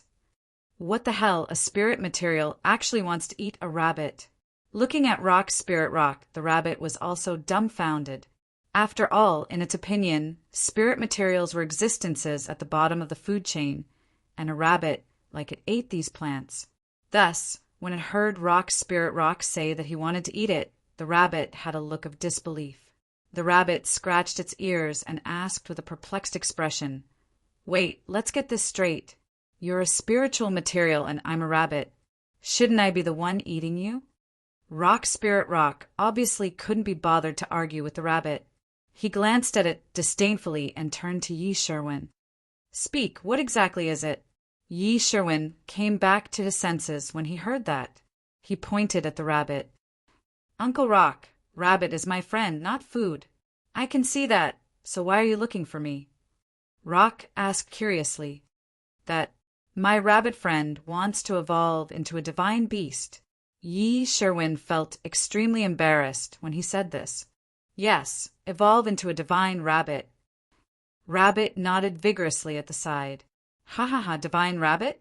I'll use the medicine furnace to evolve you into a braised rabbit. Hearing this, Rock could not help but laugh. This spirit material of yours really is crazy. You've actually been thinking about eating me all this time. The rabbit was dumbfounded. I remember you. Yi Sherwin, right? You did well in the medicine refining trial. Don't joke around. Rock Spirit Rock turned to Yi Sherwin and said, Rock Spirit Rock, I'm serious. I know you have a way. Yi Sherwin couldn't help but say again as he recalled Rabbit squatting on the ground. It's not that easy to evolve a bloodline. I can't do it either. Rock Spirit Rock shook his head. Rock Spirit Rock, I know you know how to refine a blood-cleansing pill. Isn't this pill able to help creatures evolve? Blood-cleansing pill? Rock Spirit Rock was stunned when he heard the name of the pill. He suddenly remembered that he was the one who put this pill up for auction. It was priced at 8,888 soul coins. As a member of Beiki, he had more soul coins than Tongwa. However, no one would complain about having too many soul coins. Therefore, he would usually refine some pills and put them up for auction in his spare time. He would earn some soul coins from the players and pay a heavy tax to Luwu. The rest would be stored in his little vault until he had enough to break through to the next level. He was the one who refined this blood-cleansing pill. It was a level 7 pill. When he put it up for auction with a price of 18,888 soul coins, no players bought it at all. Then he lowered the price all the way to 8,888 soul coins. In Rock Spirit Rock's opinion, the price was barely enough to cover the cost of the materials. He didn't care about it, since he couldn't sell it. A few months had passed, and he almost forgot about it. Now that Yi Sherwin mentioned it, he suddenly remembered it. Rock Spirit Rock looked at Rabbit and then at Yi Sherwin. He couldn't help but advise him. The herbs for the blood-cleansing pill are too expensive. Moreover, it won't have much effect if you only use one. If you don't have a lot of soul coins, I advise you to give up on using the blood-cleansing pill to cleanse this rabbit's bloodline. Yi Sherwin felt dizzy when he heard that. One blood-cleansing pill cost 8,888 soul coins. Based on what Rock Spirit Rock said, one was not enough and he needed more. At that moment, Yi Sherwin's mind was filled with the multiples of 8,888 soul coins. Give it up, Rabbit. Just be a little white rabbit. Yi Sherwin thought to himself. Then give me more. Rabbit looked at Rock Spirit Rock with a serious expression. A little rabbit like you probably doesn't have any powerful ancestors. No matter how many blood-cleansing pills you use, it won't have much effect. It'll just be a waste. Give it up. Rock Spirit Rock looked at Rabbit and said, Really? Rabbit seemed to have suffered a blow. His ears instantly drooped. Rabbit, let's give it up. Yi Sherwin couldn't help but advise. Is there no other hope? Rabbit said pitifully with its head lowered. Rock Spirit Rock shook his head. Unless you eat a king-level spiritual material and cleanse your body. Only then will your physique improve by leaps and bounds. But that's not realistic. As he spoke, Rock Spirit Rock walked toward the players who were refining medicine. Seeing Rock Spirit Rock leave, Rabbit's eyes lit up when he heard the method. He took a few steps forward, leaped up, and hugged Rock Spirit Rock's arm again. A spiritual material that can move. Help me. Where can I find a king-level spiritual material to eat?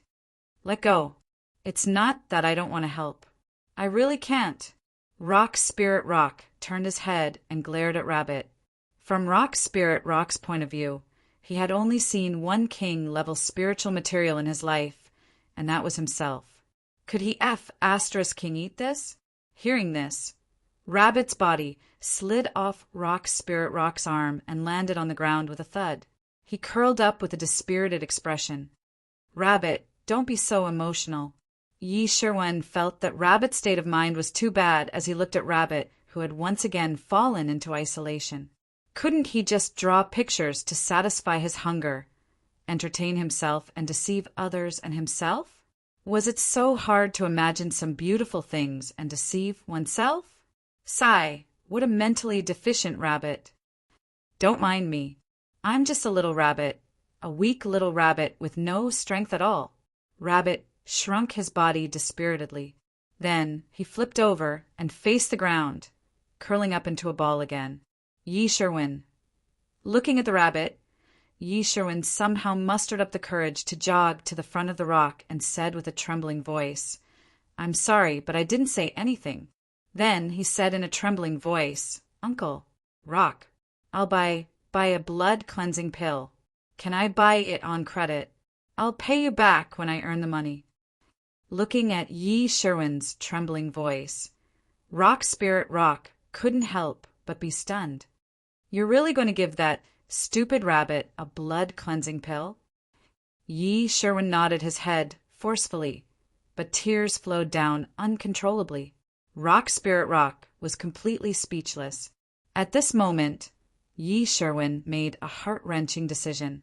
He was going to buy a blood-cleansing pill on credit for Rabbit to squander. Chapter 461. At this moment, Yi Sherwen was sobbing pitifully. In the past few days, Yi Sherwen had long since regarded Rabbit as her friend. In Yi Sherwen's opinion, although Rabbit was stupid and naive, it was very sincere and never hid its emotions. She treasured such a friend. Rabbit brought her a lot of joy. She still remembered that day. After learning that she had lost her sense of taste, she could not help but cry bitterly. She was as dispirited as Rabbit now. Rabbit, who did not know how to comfort others, stayed by her side. It told her stories of fighting with other animals in the mountains and told Yi Sherwen stories that it thought were funny, trying to comfort her. Although Yi Sherwen did not want to laugh at all, she still felt that Rabbit was very warm. This was a heartfelt emotion. In the end, Yi Sherwen stopped crying and smiled, not because of Rabbit's stories, but because Rabbit always had a "I can't do anything about you" expression on its face when it comforted her. Although she was very distressed about money, very distressed. But this time, she decided to help Rabbit and fulfill her wish, even if she did not succeed in the end. But at least she tried. So Yi Sherwen decided to buy a blood-cleansing pill. Yi Sherwen was crying very sadly. As she spoke, her body trembled. Every time the number 8,888 appeared in her mind, Yi Sherwen could not stop her tears from flowing. At this moment, Rock was dumbfounded. Was it necessary to be so sad to buy a blood-cleansing pill? If it was so painful, then don't buy it. Uncle Rock, buy a blood-cleansing pill. Wah! Yi Sherwen's body was heaving from crying. At this moment, Yi Sherwen's hand was held. She turned her head and saw that it was a rabbit with drooping ears. "I don't want it. Let's go." Hearing this, Yi Sherwen could not help but be stunned. "Why? I don't want you to cry. You said we're good friends."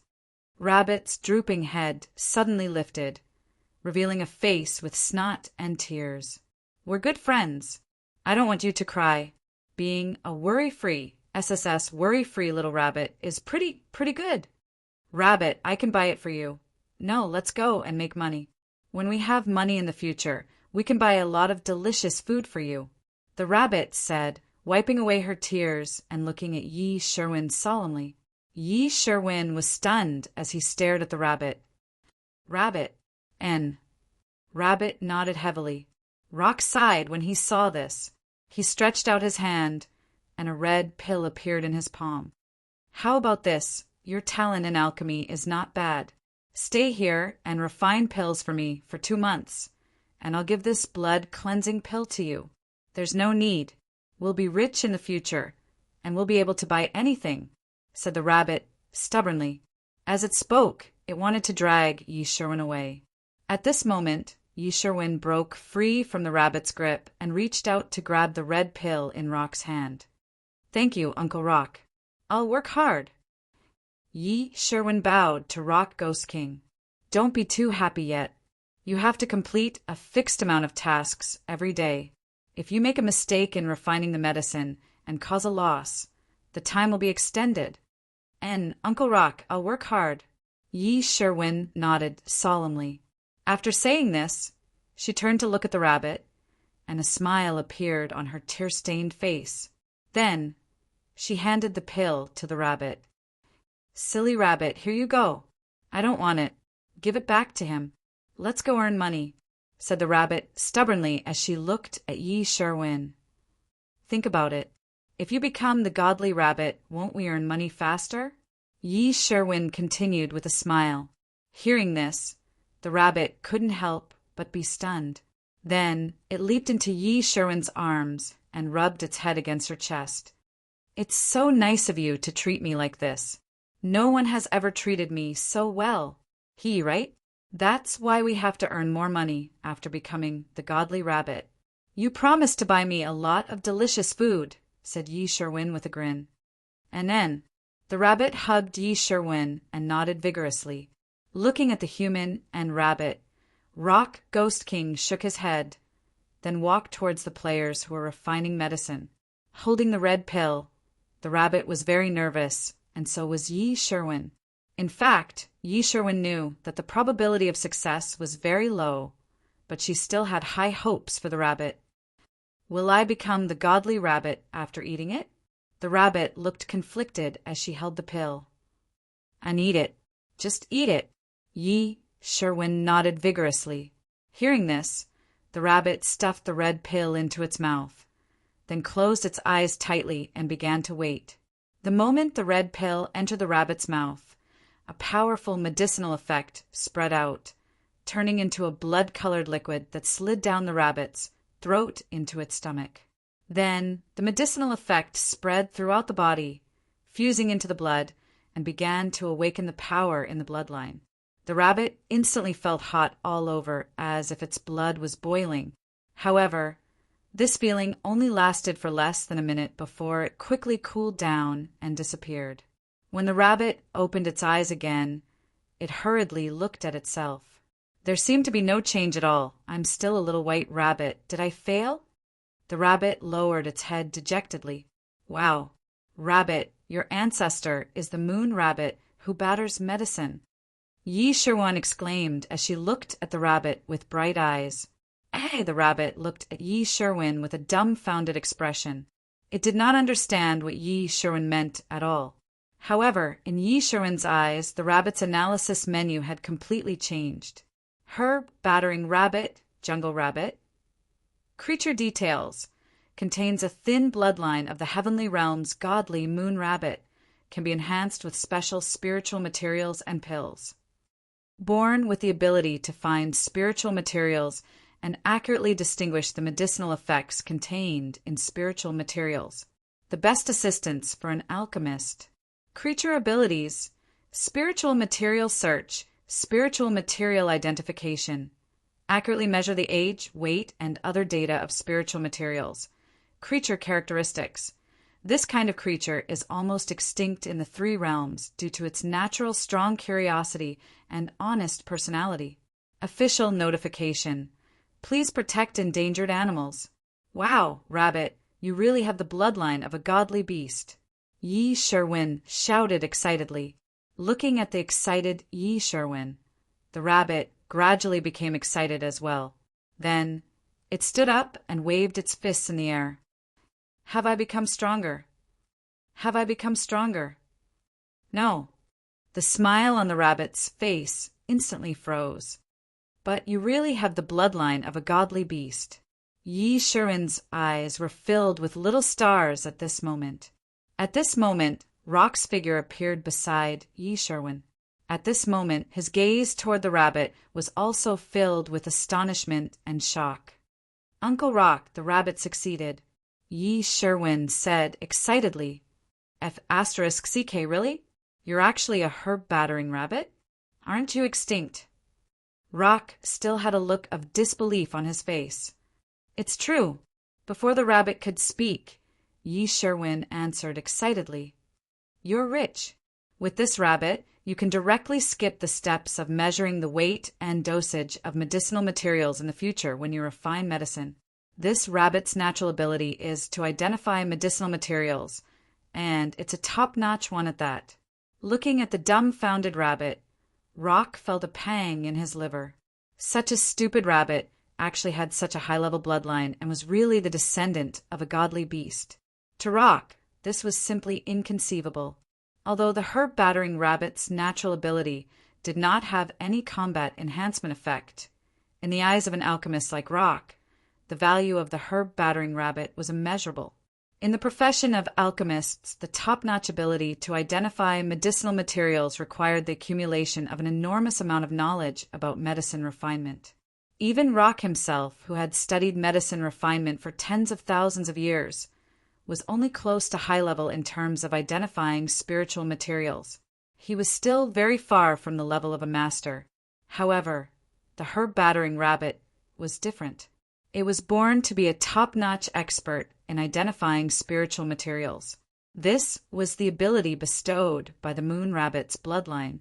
With such a rabbit, one could not only skip too many complicated steps in refining medicine, but they could also save a large amount of medicinal materials. This was equivalent to indirectly saving money for the alchemist. The refinement of high-level medicine required the consumption of large amounts of precious spiritual materials each time. If one failed, the loss would undoubtedly be enormous. However, with the herb-battering rabbit, the success rate would increase by at least 30%. This was because the herb-battering rabbit could accurately measure the quantity of the medicinal materials. The rest was up to the alchemist. For an alchemist, it was not an exaggeration to say that the herb-battering rabbit was the strongest support. At this moment, Rock really wanted to catch this rabbit and keep it in a pen. "It didn't become stronger?" the rabbit asked with a dazed expression. "No, but you will make a lot of money in the future," Rock said with a smile. There was a certain longing in his eyes as he looked at the rabbit. The rabbit could not help but perk up its ears in alarm. Hearing that it would make a lot of money, the rabbit immediately became excited again. However, after thinking about it carefully, wasn't the reason it made money to become stronger and then challenge Dog? But if it could not become stronger, what was the point of making money? Something seemed wrong here. Hee, you're a mythological beast anyway. Yi Sherwin could not help but rub the rabbit's little head as he said happily, "Then do I have any powerful skills? For example, the rhinoceros bull on the neighboring mountain. It can drink the water of an entire river in one gulp." The rabbit asked with a look of anticipation. Pan sure shook his head and took out a stock of spiritual material. Then he said, "What is this?" When the rabbit heard this, it subconsciously sniffed the spiritual material, then said, "What is this?" Gold spirit flower, a first-grade spiritual material, 21 years old, 231 grams in weight, high quality, commonly grown in. The rabbit subconsciously blurted out. At this moment, even the rabbit itself was stunned, because it did not recognize this spiritual material at all. In fact, it was certain that it had never seen this type of spiritual material before. However, when it saw this plant, specific information about this plant automatically appeared in its mind. It was as if there was a huge database of knowledge in its mind, and the moment it saw this spiritual material, the relevant knowledge appeared in its mind.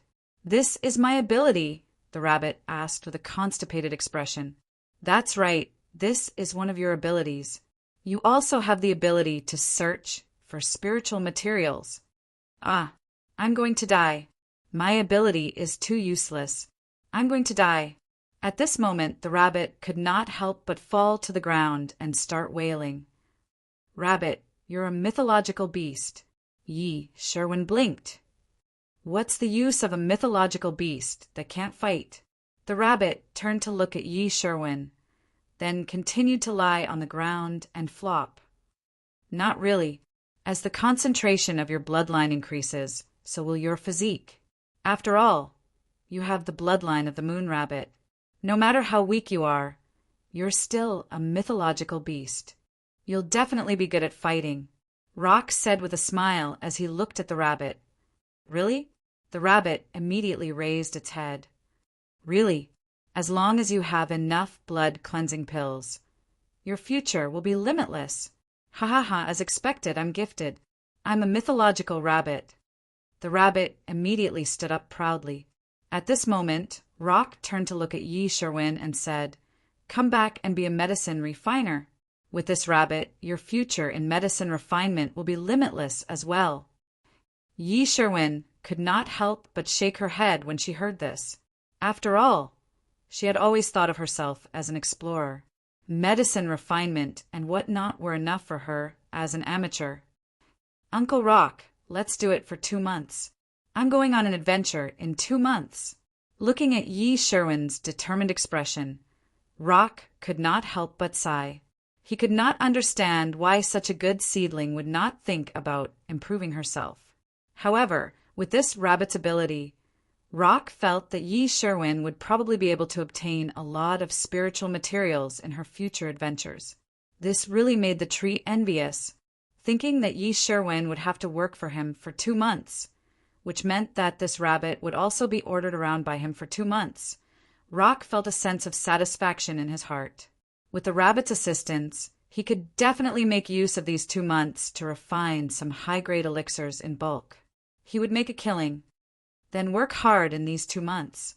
Right? As long as you complete the daily quota, you can also refine some other elixirs and sell them.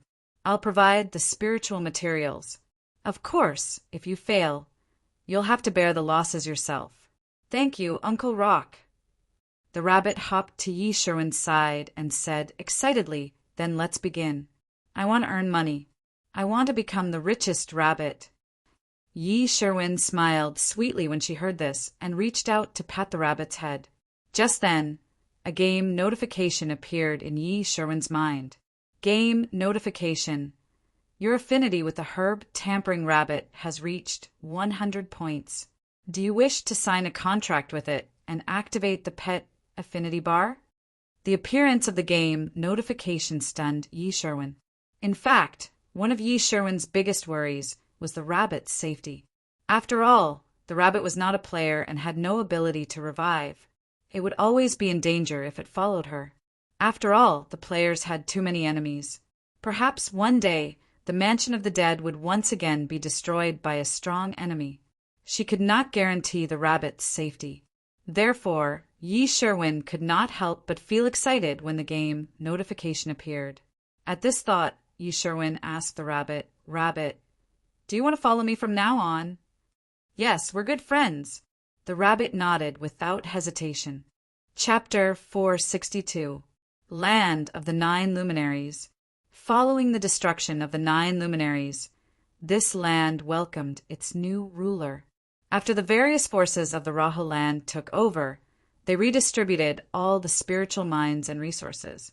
Even the 10 resource production points that Guyu had negotiated were taken away by the Rahu forces. Although the gamers were moved and angry, this outcome was within their expectations. Even when Chen Yao had decided to distribute these resources to them, it was only because he wanted to temporarily stabilize them at the critical moment. He did not really want to give them away. As the more powerful Rahu forces, they naturally did not give the players any face after taking over the 9 luminaries. They mercilessly banished them from the 9 luminaries. After taking complete control of the land of the 9 luminaries, all that was left was the distribution of benefits. The distribution of benefits between the Rahu forces, as well as the coronation of the new king, Rahu. Because of this, the forces of the Rahu land became busy. While fighting for the distribution of resources for their race, they also began to prepare for the king-conferring ceremony according to the ancient ceremony. At this moment, in the barren grassland adjacent to the 9 luminaries, a player was rushing toward the land of the 9 luminaries. With the support of shadow steps, his figure became a blur, and his speed became faster and faster. After crossing the border of Baiki and entering the 9 luminaries, he slowed down his pace and became vigilant. Although the land of Rahu had no intention of attacking Baiki at this stage, the players believed that the forces of the land of Rahu would definitely not let go of the opportunity to attack Baiki. The war would come sooner or later. Moreover, in the land of the 9 luminaries, the Rahu soldiers wouldn't show any mercy to the players.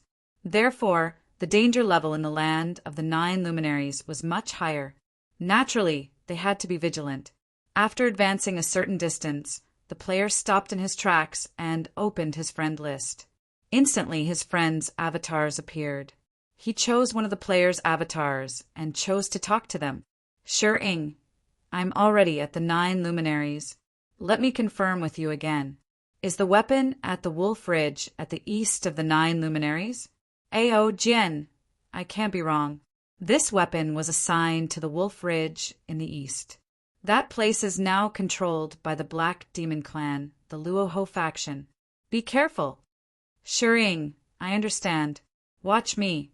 After that, Shur-ing hung up the communication, opened the map, and began to check the specific location of the Wolf Ridge. This time, he didn't come to the land of the 9 luminaries for sightseeing. Instead, he was entrusted with a mission. The person who entrusted the mission was Ao Jian, a member of the Wall Cheater Group. This mission was related to a weapon. During the war between the land of the 9 luminaries and the Rahu territory, there was a weapon that left a deep impression on the players. It was the icicle in Xing Yao's hand. Of the legendary grade weapon, Ao Jian and the 9 luminaries was not 9 luminaries. What Ao Jian cared about the most was not the icicle, but the materials used to cast it. Star was 9 luminaries. He had learned from Tonghua that the ice spike contained no less than 5 types of rare spiritual materials. There were even more top-notch ice spiritual ores. It was a rare legendary grade weapon. Ao Jian was 9 luminaries, 9 of Dragon 9 of luminaries. This was because one of the 9 spirit swords he carried on his back was of the ice attribute. If he wanted to upgrade his spirit swords, apart from increasing his own strength, the most important thing was to devour spirit materials and spirit ores of the corresponding attribute. Ao Jian had always wanted to evolve all 9 of his spiritual swords into legendary quality weapons, or even higher. Therefore, the icicle was very important to Ao Jian. In his opinion, ice luminaries sword luminaries could give birth to a legendary grade sword if it swallowed the ice luminaries. Ao Jian took action. He went to the land of the 9 luminaries to take the weapon from the Luoho force. Unfortunately, although his strength was close to the Ghost Commander advanced, he was still powerless against the Ghost Generals and Ghost Kings of the land of the Luoho force. He tried several times but failed. Under such circumstances, Ao Jian found Shur-ing and hoped that he could help him. Shur-ing agreed to Ao Jian's request after some hesitation. It was a challenge, and he liked challenges. Moreover, this challenge suited his identity because he was one of the few descendants of the Steel Sect. The Steel Sect was commonly known as thieves, pickpockets, and robbers in modern society. They were a special group of people who disrupted social order and were shameful. In reality, the real Steel Sect was not what people thought it was. Those thieves, pickpockets, and robbers were also shameful in the eyes of the Steel Sect members.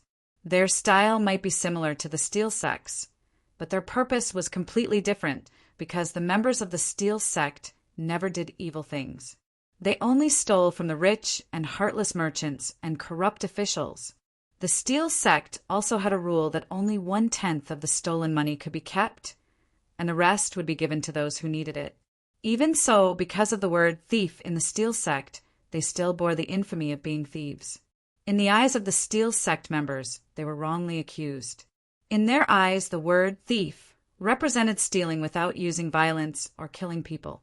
They would leave as soon as they got what they wanted, and they would never use force even if they were discovered. However, the word thief was different.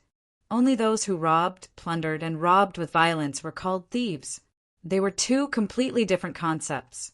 Moreover, they had never done anything against their conscience. However, they had gotten used to being cursed many times. After all, they were a force in the dark, and they couldn't explain anything to the world. As time passed, the meaning of the Steel Sect became more and more vague, and it was equated with derogatory words such as thief. There was a reason why the Steel Sect could fly over eaves and vault over walls, and steal what they needed in ways that others thought were unimaginable. It was because the members of the Steel Sect were all cultivators. Although the Steel Sect gradually disappeared from the world, they were still very famous in the cultivation world of the Degenerate era. This was because the number of members of the Steel Sect was much larger than that of other cultivation sects or families. Although they were not as powerful as other cultivation sects, and they were not good at fighting, the Steel Sect had superb skills in stealing. Because they knew the character of the members of the Steel Sect, the cultivation world was very respectful to them, and they were completely different from the secular world. Even though it was 2,319 years ago, the Steel Sect did not live in seclusion in the mountains and forests, and instead, they perfectly integrated into modern life. Shi-Ing, on the other hand, was a programmer who had just graduated and was working in a company. He was not bald yet.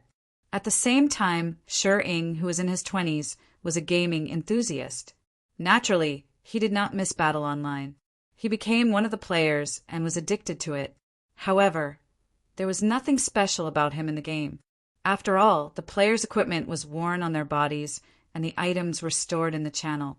If one wanted to steal them, there was no way he could do it, even if he had extraordinary skills. Although he was a very famous assassin player on the official forum of Battle Online with his superb skills, and had published many assassin skills tutorials, he was not as famous as the Bakey's Wall cheaters. At the end of the day, Shi-Ing felt that his Steel Sect skills were useless in the game, and what he lacked was an inheritance similar to the assassin profession or a hidden profession. As long as he could obtain these special inheritances, Shi-Ing believed that he would definitely be able to join the Bakey's Wall cheaters and become one of them. He got to know Ao Jian because of a challenge.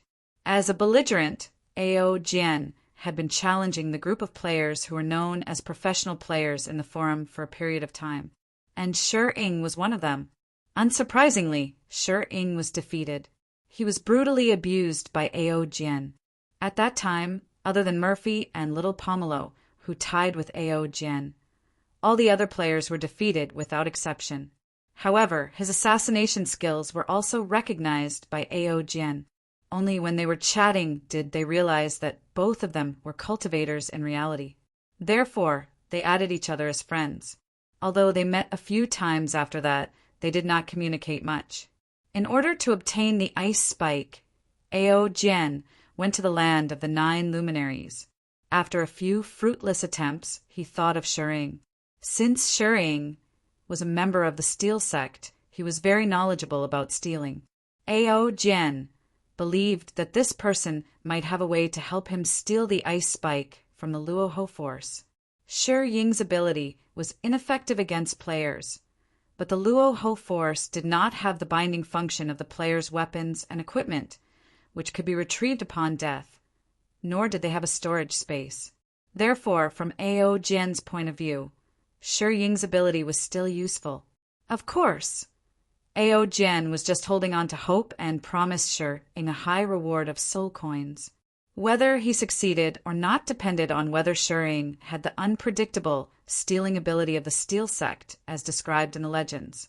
After confirming the direction, Shi-Ing began to move toward the Peak Wolf Ridge. His figure turned into a phantom again. Facing such a difficult task, Shi-Ing felt stressed and excited at the same time. Although Shi-Ing, who claimed to be one of the 3 good young men of the 24th century, had learned the skills of the Steel Sect in reality, he had never enjoyed it to his heart's content. He always returned what he stole on the spot to satisfy his craving. He had never really stolen anything. He was just grinding his proficiency to prevent himself from becoming rusty. However, it was different this time. He had to go deep into the enemy's territory and steal the ice spike from under the eyes of many ghost generals, ghost kings, and even ghost emperors. The difficulty was unimaginably high. However, from Shi-Ying's point of view, this kind of challenge was more interesting. If there was no challenge, How could he show off the steel sex skills? Therefore, he accepted this challenge. Of course, there was another reason. Back when Shi Ing was known as a professional player on the Battle Official Forum, he had boasted that he was almost the #1 assassin player in the entire server. Until one day, Murphy and little Pomelo rose to fame. After his bragging was slapped in the face, he changed his way of saying that he was the top 3 assassin in the entire server. Until recently, a certain brat became the king of assassins in the entire server. Left with no choice, Shi Ing changed his way of addressing him again. He called himself the top 5 assassin players in the server, leaving an empty spot in case of accidents. This challenge was also to prove to the players on the forum that he was capable of showing off his strength. On the way to the Peak Wolf Ridge, Shi Ing stopped once again. This was because he realized that there were too many Rahu soldiers along the way. He had even almost been discovered once. Recently, the Rahu forces had been exploring the terrain of the 9 luminaries in an attempt to figure out the location of all the resource points in the big region, as well as whether there were any hidden resources. As a result, the soldiers of the Rahu army had been sent out. It could be said that one could encounter the Rahu soldiers anywhere. For Shi Ing, it wasn't difficult to conceal himself, but it was very difficult to travel quickly while concealing himself. At this moment, he suddenly recalled a recent post on the forum. "Baldy keeps you safe." This saying originated from the things that a player named Yuan Fong had done in the Rahu region, causing Baldy to become the nightmare of many Rahu soldiers. He had also become the safety talisman of many players. Chapter 463. Ever since the information on Yuan Fong's panel was exposed on the battle forum, his ability immediately caused many players to gasp in surprise. After Yuan Fong was used as a shield by Lu Chai to defend against the Earth Yao's multiple attacks, Yuan Fong's mastery of the Great Moke's immeasurable body had increased tremendously. Coupled with the recent beatings, his Great Moke's immeasurable body had finally leveled up to level 2. His defense and anti-damage abilities had improved tremendously. Therefore, when the players saw the detailed explanation of his skills, they felt that Yuan Fong's defense was too invincible. He was so tanky that he was almost indestructible. However, what comforted the players was that even though Yuan Fong was unbelievably tanky, he couldn't kill anyone. In other words, Yuan Fong was a pure meat shield. As long as they didn't attack him, it would be very safe to encounter him. But the Luoho warriors did not know this. After the annihilation of the 9 luminaries' army, Yuan Fong, who had nowhere else to grind his mastery, set his sights on the Rahu army. After that, Yuan Fong wandered between the 9 luminaries and the Rahu land, all for the sake of receiving the most vicious beatings. This made Luoho's warriors very upset. Although Yuan Fong's level wasn't high, his ability could restrain the offensive methods of Rahu's soldiers, especially in a situation where they didn't understand anything. It would be too late to regret if a curse was thrown over. Pain curse, poison curse, death spread, and so on. As long as these skills were thrown at Yuan Fong, the caster's fate would be too horrible to look at. They could even curse themselves to death.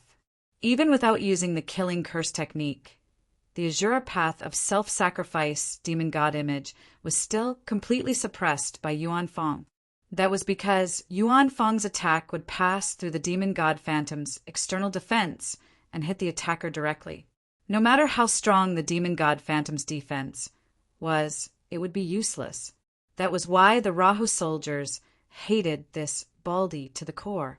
However, without the higher-ups of the clan present, they would choose to avoid Yuan Fong as much as possible. The round and eye-catching bald head became the symbol for Luoho soldiers to identify this person. This naturally attracted the attention of the players, and some players tried it. He would shave his head and stroll around the 9 luminaries. In the end, they found that the effect was surprisingly good, so there was a comment on the forum, "Baldy keeps you safe." The hero of all this was Yuan Fong. Most of the players who entered the land of the 9 luminaries would choose to shave their heads, as it would reduce unnecessary battles. Although Shi Ing was aware of this, he still felt a little uncomfortable when he thought about shaving his head. After all, if one did not die and resurrect, their hair would not grow back. He felt that it was too embarrassing to have a bald head. It was completely inconsistent with his status as one of the top 5 assassins in the server. However, in order to complete the mission, after struggling for a while, Shi-Ing sighed and turned on the selfie function. Then, she raised the dagger and began to shave herself. In order to complete the mission, sacrificing some was nothing. Shi-Ing comforted himself. A cold glint flashed, and the hair fell to the ground, revealing a shiny head. Under the sunlight, it was as if its head was shrouded in a hazy golden light, making it look much more sacred. Looking at himself in the selfie, Shi-Ing subconsciously rubbed his fleshy, bald head. Sighing again, Shi-Ing turned off the selfie function and started walking toward the Wolf Ridge. The Wolf Ridge was located in the east of the land of the 9 luminaries. It was surrounded by mountains, and there was a lake in the center that occupied an area of 500 square kilometers. Previously, the forces of the land of the 9 luminaries used the Wolf Ridge as their base to collect spiritual or resources. Now that this area was under the control of Rahu's forces, it was assigned to the Black Demon clan after discussion among the forces of Rahu. Shi-Ing learned about this from Ao Jian. In order to obtain the ice thorns, Ao Jian had put in a lot of effort and came to the 9 luminaries several times to investigate the situation. However, he was still not strong enough to take the ice thorns from the Black Demon clan.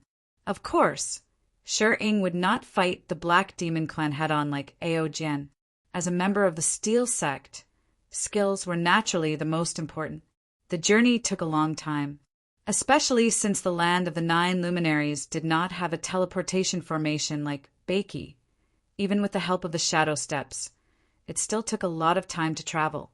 What made Shi-Ing feel better was that it was indeed effective to have a bald head. When the soldiers of Rahu saw his bald head from afar, they all chose to avoid him and did not approach him. Just as the players on the forum said, "Baldy keeps you safe" had a pretty good effect. Along the way, Shi-Ing walked and stopped occasionally to eat some food to replenish his energy. After a day and a half, he finally arrived at the Wolf Ridge. It was already nighttime, and a hazy round moon was hanging high in the sky. Under the moonlight, the continuous mountains of the Wolf Ridge looked like giants standing in the distance. Shi-Ing was not familiar with this place, but it was not a problem for him. This was because many players on the forum had shared detailed maps of the various areas of the 9 luminaries and even the various areas of the land of Rahu. Thinking of this, Shi-Ing entered the Wolf Ridge in a flash and found a place to hide. Then he began to search for the map-sharing post in the strategy sharing section of the official forum. He began to study the terrain in preparation for stealing the ice thorns. After spending some time memorizing the terrain of the Wolf Ridge, Shi-Ing began to move. He began to sneak toward the area marked on the map where the 9 luminary soldiers were stationed. From Shi-Ing's point of view, the Black Demon race had just taken over this area, so they would not change their current camp. They would definitely still use the camp left behind by the 9 luminary soldiers. On the map shared by the players on the forum, the 8 camps of the 9 luminaries' army in the Wolf Ridge were clearly marked on the map. Before stealing the ice thorns, he must first confirm which camp the ice thorns were placed in, and then come up with a plan to steal them. These 8 camps were the areas he was going to explore next. At this moment, the night breeze was blowing gently. The rustling of the leaves in the wind covered the sound of Shi-Ing's rapid footsteps. The night was dark and windy. Kill steal. Such an environment was perfect for Shi-Ing. After spending around 2 hours on the road, Shi-Ing arrived near the first camp marked on the map. Through the gaps between the leaves, the brightly lit camp in the distance came into view. The camp was built against a tall mountain. To the east was the Wolf Ridge Lake, and to the west was the direction where Shi-Ing came from. In other words, there were only 2 entry points to the camp, the west and the south. The camp formed a 60-degree angle to the outside world, and its back was against the mountain. Seeing this, Shi began to explore the periphery of the camp, trying to find an entry point. As for how to sneak into a heavily guarded area, Shi had studied the methods of the older generation of the Steel Sect, and the most important one was to look. Look for the area he wanted to sneak into, and the place with the weakest defense. After a round of exploration, Shi began to move. He chose neither the east nor the south. Instead, he walked straight to the mountain at the side. After a round of exploration, Shi realized that it was impossible to enter from the main entrance of the east and south because there were too many soldiers stationed there. On the other hand, the lights at the back were dim, which meant that there were very few guards at the back. In fact, there were only a few lights and there were no guards at all. Thinking of this, Shi took out a rope with a hook that he had specially bought from his space. With a light flick, the hook immediately bit into the rock wall of the mountain. After trying to pull it a little and making sure that it could withstand the force, Shi pulled the rope hard, leaped up, and began to run along the steep rock wall of the mountain. Shi feet stepped on the rock wall as if he were walking on flat ground. In addition to the attributes in the game, this was mostly due to skills. This body movement was called wall stepping in the Steel Sect, and it was one of the stealth skills used by the members of the Steel Sect. The former members of the Steel Sect often used this ability to jump over buildings, and they were also called flying thieves by later generations. The main function of the rope was to borrow strength, not to bear weight. After coming to the place where the rope hook was, Shi quickly took out a dagger and stabbed it into the mountain so that his body would not fall. Then he pulled out the hook and threw it upward again, and then borrowed the force to go up. After repeating this 5 or 6 times, Shi was more than 40 meters above the ground. At this moment, his vision could already cover the camp of the black demon race below, and he began to look for the weak points in the defense of the camp. After a round of inspection and confirming the target point, he began to throw the hook sideways, moving horizontally toward the back of the camp. Since he could only move about 8 meters at a time, it took Shi about half an hour to reach the back of the camp. Then he pulled out the rope hook, held it in his hand, and fell straight down from the air. Because it was nighttime and the moonlight was blocked by the mountain peaks, Shi figure blended into the night, and his fall did not attract the attention of any black demon race warriors. At the moment when he was about to land, he threw the rope in his hand sideways again. As the rope tightened, his body was lifted, and he happened to be less than half a meter above the ground. After letting go, his body landed steadily. At this moment, he had already entered the back of the camp of the black demon race. In front of him were many wooden houses, and the area he was in was relatively secluded, with no Rahu warriors around. After putting away the rope, Shi began to carefully explore the situation in the camp. According to the information he already knew, the black demon race had 2 Ghost King level, for Ghost General level, and no less than 10 Ghost Commander level experts.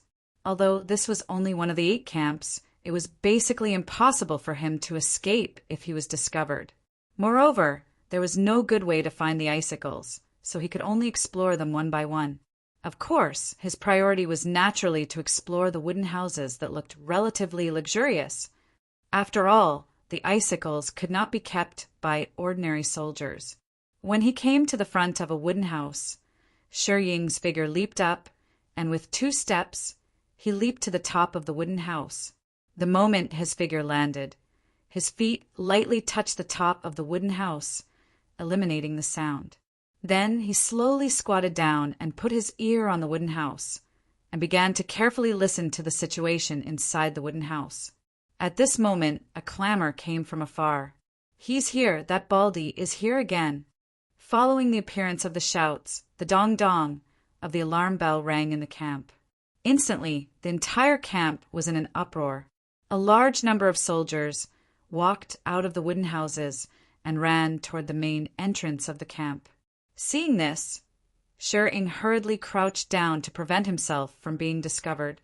At this moment, at the entrance of the camp, a bald player was smiling at the ashen-faced Rahu soldiers in front of him. Almsgivers, a day apart feels like 3 years. This little monk is here again today." As he spoke, Yuan Fong slowly put his palms together. Hearing this, the faces of the soldiers on guard turned red, but no one made a move. At this moment, all the soldiers on guard were cursing in their hearts. Because this bastard is here again. Chapter 464. The Black Demon Race. The Rahu territory was a branch of the Rahu race that specialized in killing spells. The strongest ability of this race was the killing curse technique. Even in the Rahu territory, the strength of the Black Demon race could be ranked in the top 3. This was because, compared to the Rahu race that specialized in other Asura paths, the killing curse technique was innately powerful and could pass through the Asura demon god, Phantom, to directly curse the target. Even the most top-notch techniques could kill the target remotely or even transfer the damage as long as the target's body tissue, such as hair, was collected. At this moment, looking at the smiling Yuan Fong, the warriors of the Black Demon race wanted to cry but had no tears. This guy couldn't cast a curse at all. For some reason, this Baldy had been eyeing the Black Demon race during this period of time. At first, they didn't know, but when they saw the arrival of this player, they decisively attacked. As a result, several of their clansmen were killed by the power of the killing curse. Although the clan elder finally intervened and killed this guy, what they didn't expect was that within a few days, this Baldy would come back alive and kicking. At that time, the clan elder of the Black Demon race analyzed that Yuan Fong should have used the physical doppelganger technique and that the person who appeared in front of them was not a real person at all. This could be seen from the fact that Yuan Fong turned into black mist after his death and his soul could not be found. This was very similar to the physical doppelganger technique. Although it was different in some aspects, the clan elder of the Black Demon race always thought so. Although the physical doppelganger technique was very strong, the proud and arrogant old man of the Black Demon race did not think much of it because he specialized in killing curses and had a way to restrain the manipulator behind the scenes. That was the long-range killing curse technique. This type of technique needed to collect the information of the target and then release a curse in the air to cast a curse on the target. Therefore, when Yuan Fong came again, the clan elder did not kill him. Instead, he plucked out a few of Yuan Fong's hair and let him go. As for why he did not pluck out the hair, it was naturally because there was no need to. Later, the clan elder of the advanced Ghost King realm personally took action and began to cast a curse on the owner of the physical doppelganger technique. Moreover, it was his most powerful curse, the life-withering curse. It was obvious that the curse was cast on Yuan Fong because he did not have a doppelganger and did not know any physical doppelganger technique. Yuan Fong was having lunch when he received a notification from the game. Game notification. You have been cursed by the Black Demon Clan Elder. The life-withering curse has begun to take effect. Judging defense. Judgment complete. You will lose 578 HP every minute for 78 hours, 32 minutes and 18 seconds. At that time, Yuan Fong was surprised at first, but he soon calmed down. After all, his moke's immeasurable body had already reached level 2, and its fixed damage reduction had reached 800 points. Although the life-withering curse was terrifying, and its duration of 78 hours was even more terrifying, it was just a series of zeros for Yuan Fong. Yuan Fong had always been afraid of instantaneous damage, because this kind of damage could instantly kill him. However, Yuan Fong liked this kind of curse-killing technique that could deal long-term damage the most. Just as Yuan Fong had expected, when the life-withering curse took effect, the backlash from the MO's immeasurable body also began. During that period of time, the MO's immeasurable body was fully activated, and the red mark of the Hell Tao was in a boiling state at all times. The power of the curse mark was continuously fed back to the Black Demon Race elders through the Asura Tao Demon God. Therefore, during that 78 hours of feedback, the elders of the Black Demon Race were in a miserable state. The soldiers of the black demon race in the encampment could be said to hear the screams of the elders at all times. Just the thought of the feeling of life fading away and withering made the soldiers of the black demon race feel fear. In the end, in order to survive, the elders of the black demon race began to crazily eat spiritual materials that could replenish life force, and only then did they manage to hang on to their lives. But even though they managed to hang on for 78 hours and survived, the elders of the black demon race were incomparably miserable and paid a heavy price. Not only did their strength fall to the middle stage of Ghost King, their entire body became skin and bones, and their hair was all white. For those few days, they could not even walk and looked like they were about to sink into the ground, which really frightened the Luoho warriors. From then on, the black demon race was incomparably afraid of Yuan Fong. After all, even the elders of the black demon race had become like this. What could they do to fight against Yuan Fong? They were afraid that they would also become as miserable as the elders, or even worse. Therefore, at this stage, unless they asked the Azura King or the elders of the other races to take action, there was no other way to deal with this Baldy. But at this stage, the enthronement ceremony of King Luoho was in full swing, and the other races had no time to care about them. If not for the fact that their elders had become like this, they would also have to go to Xintian City to await orders. There were no reinforcements, and they did not dare to fight. During this period of time, the mentality of the black demon race had collapsed. What made them even more helpless was that this Baldy liked the black demon race, and did not go to the territories of other races at all, shamelessly wasting his time here. Therefore, the black demon race felt hatred, helplessness, and fear towards Yuan Fong. At this moment, it was already the middle of the night. Seeing Yuan Fong again, the black demon race looked like they were gnashing their teeth, but no one dared to step forward, because to them, Yuan Fong was a malevolent-looking demon. The only thing that made the black demon race feel a trace of relief in their helplessness was that this guy never took the initiative to hurt people, but always provoked them verbally. Now, they were already used to it. Towards this bastard Baldy, no matter how he provoked them, they had already thought it through and would not take action. "Oh, Amitabha, benefactors, Lord Buddha bless you!" At this moment, Yuan Fong looked at the warriors of the black demon race in front of him and put his palms together. "Can't you go to the Jia Luo clan, the Crazy Disciples clan, or the Yaluo clan?" The commander of the station said with a look of despair, "Those who come from afar are guests." "Benefactor, how can you say that? What the F***CK?" The commander almost couldn't help waving a cursed seal, but then he thought of something and hurriedly withdrew his hand. "What are you doing here this time?" The commander gritted his teeth and asked. "I want to go in and take a look." Saying that, Yuan Fong pointed inside the station. "How dare you?" The commander immediately shouted angrily. "I know that outsiders are forbidden to enter here, but I just want to go in and take a look." Saying that, Yuan Fong stepped inside. "Motherf ****, this bastard Baldy is trying to force us to take action again." At this moment, the warriors of the black demon race present felt very uncomfortable. It was not right to take action, but it was also not right to let him walk in openly without taking action. "Bastard Baldy, stop right there, do you hear me?" However, Yuan Fong was not afraid of him and continued walking inside. At this moment, a soldier beside him could not help but ask the commander, "Commander, what should we do?" "What can we do?" "Follow him." The commander could not help but glare.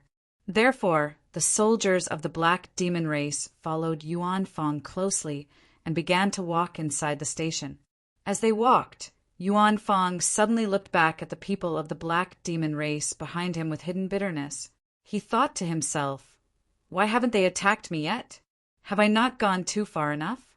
Aren't the people of the black demon race bloodthirsty? Why have they become like this recently? Too much. This little monk is worried to death. This little monk still wants to rely on them to cultivate his magical powers. Master, this disciple is not slacking off. Yuan Fong sighed in his mind. This scene happened to be witnessed by Shi, who was lying on the roof of the wooden hut. In his sight, a large group of black demon race soldiers began to stroll around the station, following Yuan Fong. At this moment, Shi was dumbfounded, and his mind was full of question marks. King spent so much effort to enter the station, but this Baldy just leisurely walked in from the main entrance like he was taking a stroll? Why didn't the black demon race soldiers stop him? Are they eating *T? Chapter 465. You're also a player, but you're strolling around the encampment so calmly. Isn't that too much? Shi felt that the difference in treatment between him and Baldy was huge. In order to enter the encampment, he had spent a lot of time surveying the terrain and racking his brains on how to get in. He had even relied on ropes to move for several hours before entering the rear of the encampment. But look at this player. Not only was he strolling around the encampment, he would also look back at the black demon soldiers from time to time, as if he was afraid that they would not kill him. He was using his actions to demonstrate what it meant to be unrestrained. Shi could not help but think sadly that players competing with other players was simply infuriating. However, at this moment, the black demon soldiers were even more depressed than Shi. It was not that they did not want to touch Yuan Fong, but they simply did not dare to. As a race that specialized in curses, the black demon race had a very obvious characteristic compared to the other Rahu races. They were always bare-chested, and their bodies were covered in runes and runes. To outsiders who did not understand the Azura path, the tattoos on the black demon clansmen were just a tradition of the race and had no other significance. But in fact, this was a killing move of the black demon race and was extremely confusing. As a combat race that cast curses from afar, their close combat ability was far inferior to the other Rahu races. The curse runes all over their bodies were the key to their survival when facing enemies in close combat. As long as an enemy dared to touch their body or come within half a meter of them, the curse runes on their body would automatically be triggered and instantly curse the approaching enemy. Unless it was a member of their race or an outsider who drank the special curse rune medicine they concocted, no one would be spared. But at this moment, this was also the weakness of the black demon soldiers who were restrained by Yuan Fong. This was also the reason why Yuan Fong dared to stroll around the encampment of the black demon race. Having suffered from being imprisoned once, Yuan Fong naturally would not be so foolish as to court death and be imprisoned again. He liked to look for the black demon race to be beaten up precisely because they were restrained by him. As long as the black demon clansmen came within half a meter of him or came into contact with his body, the curse would automatically be triggered. This was also the reason why they did not dare to touch Yuan Fong. At this moment, Yuan Fong looked resentful and could not help but turn to the black demon soldiers. "Are you really not going to make a move? This little monk has trespassed into your base. Damn, Baldy. Don't think that we don't know what you're thinking. Don't even think about it." The leading general gritted his teeth and rebuked. They hated Yuan Fong to the core, but there was nothing they could do. Traps, fences, locked doors, he had basically tried everything. But this bastard monk always had a way to climb over walls and fences to enter. It wasn't that they didn't think about using long-range means like bows and arrows, but the damage would still be transferred to them. Moreover, the black demon race specialized in killing curses, so they didn't have any explosive spells that could insta-kill people. Bows and arrows were simply useless. Yuan Fong couldn't help but scratch his head when he saw that the clan general had seen through his thoughts. He felt slightly depressed in his heart. In his view, if the black demon race warriors did not act, then he would have come for nothing. How about this? I have a suggestion. As long as all of you are satisfied, I will leave right away. Yuan Fong thought for a moment before speaking with an expectant expression. When the stationed clan general heard this, his heart was filled with hatred. He actually dared to raise conditions with the black demon race. It was simply a disgrace. But at this moment, they could no longer endure Yuan Fong's torment. After some internal struggle, The clan general gritted his teeth and said, "Speak. What is your condition? As long as it's not too much, I will agree to it. But you must promise to leave this place. Master once told me that a monk does not lie. I will naturally do what I say." Yuan Fong placed his palms together and said, "Then speak. What are your conditions?" The clan general continued to ask, "How about this? Have your clan elder cast another life-withering curse on me. I promise not to come for a few days. When the effect of the life-withering curse ends, I will come back and look for your clan elder to cast another curse." And so on and so forth. Hearing this, the stationed clan general could not help but be dumbfounded. Have the clan elder cast another life-withering curse on you? And to King cast another one in a few days? Do you really think our clan elder has 100 lives? Even if we do, we can't afford to play with him. After all, that life-withering curse from before had already taken away half of their clan elder's life. Yuan Fong's request was akin to saying that they should use their clan elder's life in exchange for peace. How could they agree to such a request? The clan general's face instantly turned livid. Behind him, Shi-Ing, who was eavesdropping from the top of the wooden hut, was also dumbfounded. This Baldy is too much. Does he think this is an internet cafe where he can renew the fee when the time is up? No matter how powerful you are, can you at least consider the feelings of other players? This is too much. In comparison, the gaming experience is extremely poor. At this moment, Shi-Ing could not help but grit his teeth. Is this how the members of the Wall Cheat Group are? Indeed, all of them are using cheats. This is too much. What do you think, Shi-Ing? Isn't this little monk's idea not bad? This way we can live in harmony. Harmony? Harmony, my *SS. At this moment, the clan general's hands were trembling.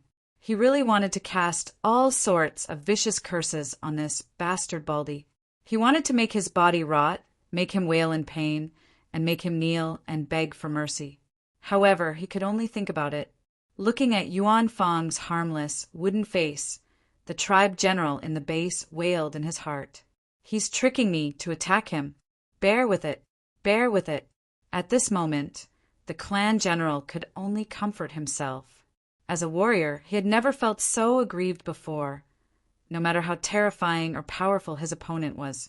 "Oh, right, where's your clan elder?" Yuan Fong suddenly asked. "He's not here." The clan general gritted his teeth. "Where did he go?" "I'm begging you to let him go." The clan general was on the verge of exploding. This little monk wants to discuss a collaboration with him. "Benefactor, please do me a favor," Yuan Fong continued to ask with a stiff face. "Collaboration? Screw you." The clan general was so angry that he stomped on the ground, creating a crater. "Bear with it. I must bear with it." The clan general's eyes were bloodshot as he kept comforting himself. "All right then. This little monk will go look for him myself." "You guys are so petty." Yuan Fong sighed as if he had given up. He walked out of the clan base. When the clan general heard this, he finally heaved a sigh of relief. As long as he left, it did not matter where he went. Ouch! Just as Yuan Fong was about to approach them, he suddenly stumbled and fell toward them. At this moment, all of the Rahu soldiers leaped back in fear as if they had seen a ghost. This was especially so for the clan general, who leaped over 10 meters into the air. All of the Rahu soldiers scattered in an instant, afraid of being touched by Yuan Fong. They knew very well that if they were to get close to or touch Yuan Fong, they would be done for if they triggered the curse on their bodies. At this moment, some of the Black Demon Tribe soldiers had leaped onto rooftops while others had climbed onto flagpoles. In that instant, even Shi-Ing was flabbergasted by their explosive strength.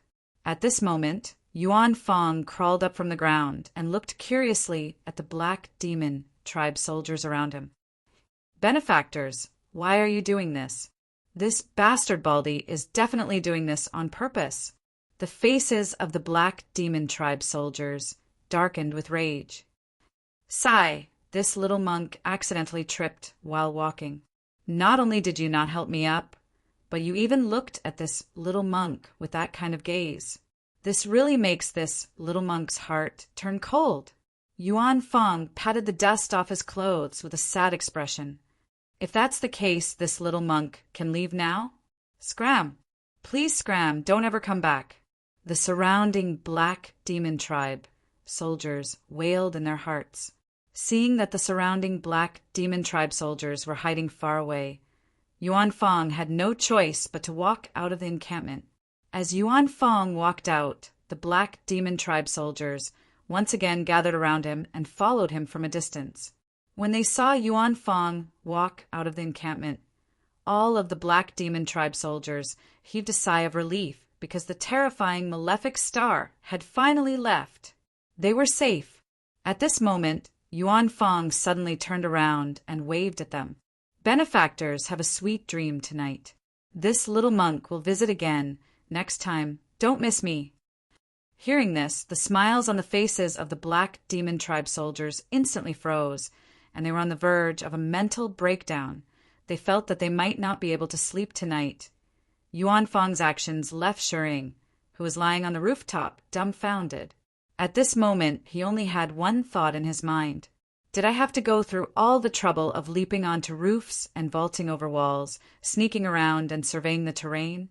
Look at him. He walked in openly and walked out leisurely. It felt like he was returning home. Compared to him, at this moment, Shering could not help covering his face. He suddenly felt that being a burglar was really useless, simply incomparable. Seeing that the Black Demon Tribe soldiers had returned to the encampment, walked into the wooden huts and began to rest, Shering suddenly lost the idea of continuing to steal. The challenge that he had originally thought to be almost impossible to complete had now changed. It felt like he was a frog at the bottom of a well. What he had tried his best to do was actually a piece of cake in the eyes of others. Ying's mental state also collapsed. A super difficult challenge? I'll challenge your grandpa. Ying thought dejectedly as he lay on the wooden hut. After being dispirited for about half an hour, Ying suddenly raised his head again with bright eyes. He suddenly thought that since this Baldy could come and go as he pleased in the Black Demon Tribe encampment, could he rely on him to steal the ice thorns? If he were to investigate a total of 8 encampments, it would probably take him about half a month's time. Furthermore, he could not be discovered during this period of time. Otherwise, with his strength, he would definitely not be able to escape. But it was different with the Baldy. Not only could he greatly reduce the time, he might even be able to directly take away the ice thorns, because it seemed that the Black Demon Tribe soldiers would not dare to do anything to him. Thinking of this, Ying stood up and glanced around the encampment. He no longer had any thoughts of continuing to investigate. His figure flashed to the back of the encampment, and he once again released the rope and began to swing out. Right now, he only had one thought, and that was to find the Baldy and cooperate with him. After spending several hours to enter and several hours to leave, not only did he gain nothing, he had also witnessed the Baldy's beautiful pretentiousness.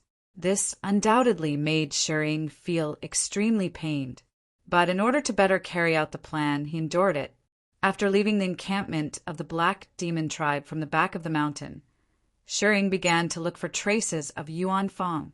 Following the footprints of Yuan Fong, Ying's figure shuttled through the dense forest in the direction that Yuan Fong had left. About an hour and a half later, Ying stopped in his tracks. Not far away from him, a bald monk was sitting cross-legged in a haystack, gnawing on a piece of bread with a blissful smile on his face. Bald monk. Seeing this, Ying immediately went up to greet him. Hearing this, Yuan Fong stuffed the remaining bread in his hand into his mouth, then put his palms together and said, "Benefactor, hello, I am the monk Yuan Fong. I know your name. You're very famous on the forum." Shering rolled his eyes, still thinking about Yuan Fong's performance just now.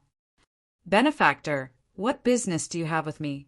Yuan Fong raised his head and asked curiously, I want to cooperate with you to do something big. Shi Ying said with some excitement, I don't like to do big things. Master said that one must take one step at a time in asceticism. Don't bite off more than you can chew, and don't think about going out to do big things. Hypocrite, too hypocritical. At this moment, Shi Ying finally understood why the Black Demon Tribe soldiers were so upset, because this monk's words really made people impulsive, and they could not help but want to beat him up. After thinking for a while, Shi Ying decided to tell Yuan Fong about his plan to steal the ice thorns. Hearing this, Yuan Fong shook his head again. That's even more impossible. As a monk, how can I steal? Monk, I've seen your ability on the forum. Don't you want to get beaten up? As long as you go to retrieve the ice thorns, those Black Demon Tribe soldiers will definitely stop you. In other words, they will beat you up. Really? Yuan Fong was very surprised when he heard this. Really? Moreover, they are the enemies of the player clan. Moreover, you are going in openly to retrieve the ice thorns. Is that considered stealing? Shi Ying could not help but try to persuade him again. Isn't this considered stealing? Looking at Shi Ying's serious face, Yuan Fong suddenly felt that this benefactor in front of him was really good at bluffing. But for some reason he felt a little tempted.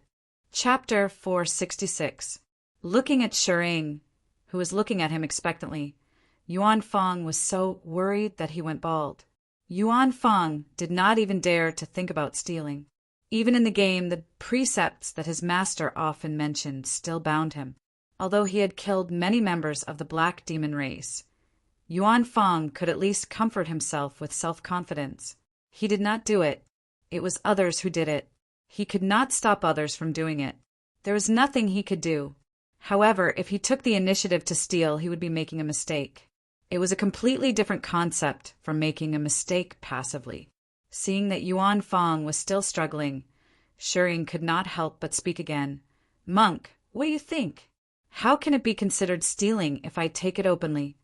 Benefactor, first of all, Lord Buddha blesses you, but I still cannot promise you, because taking other people's belongings is considered stealing. Yuan Fong could not help but sigh. Although he was very tempted, Yuan Fong felt that he had to suppress this evil thought. His master had repeatedly warned him before he started his cultivation that he could not violate the precepts. In Yuan Fong's opinion, this kind of behavior was already a violation of the precepts. After all, he was cultivating Buddhism. Kindness was his nature. Thinking about how kind Buddha was when he cut his flesh to feed the eagle, even now, Yuan Fong did not know that the infinite moke that he was cultivating was the power of the Hell Path's demon god. If Lil Bailey was here, she would definitely give Yuan Fong a fatal throat strangle attack if he had such thoughts. Because in Lil Bailey's eyes, the Hell Path's demon god was a sinful demon god that was completely different from kindness. He was also a powerhouse that she respected very much. He was a terrifying existence that had almost succeeded in reaching the Emperor realm. Even after he died, his body turned into the hell domain of the underworld. Countless powerful underworld clans and a large number of underworld gods were born there. They were also the promoters of the underworld system. This was also one of the reasons why Lil Bailey bowed to the remains of the Hell Path's demon god when they were building the first hell domain. Therefore, the current Yuan Fong was a fake monk who cultivated the ultimate demonic arts, but only thought about Buddhism. However, Yuan Fong was happy to think that he was pursuing the pinnacle of Buddhism. Once he mastered the supernatural power, his Buddhism would be complete. Bald monk, can't you look at this from another perspective? Just treat it as punishing the enemy. Shi Ying could not help but persuade him again. This humble monk punishes them every day. Damned Baldy. Shi Ying couldn't hold it in any longer. Hearing Shi Ying calling him bald, Yuan Fong thought for a moment. He put his palms together and looked at Shi Ying with a solemn expression. May the Lord Buddha bless you with your early ascension to the Western Paradise. Shi Ying, F***K, This monk is beating around the bush to scold me. Shi couldn't help but widen his eyes. Baldy, you've killed so many people of the black demon race. Why are you so hesitant to take something? Almsgiver, you can't slander me. Although they're dead, I didn't do anything.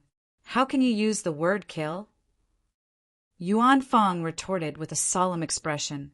At this moment, Shi really wanted to stab Yuan Fong in the back, followed by an eviscerate and finally a garrote.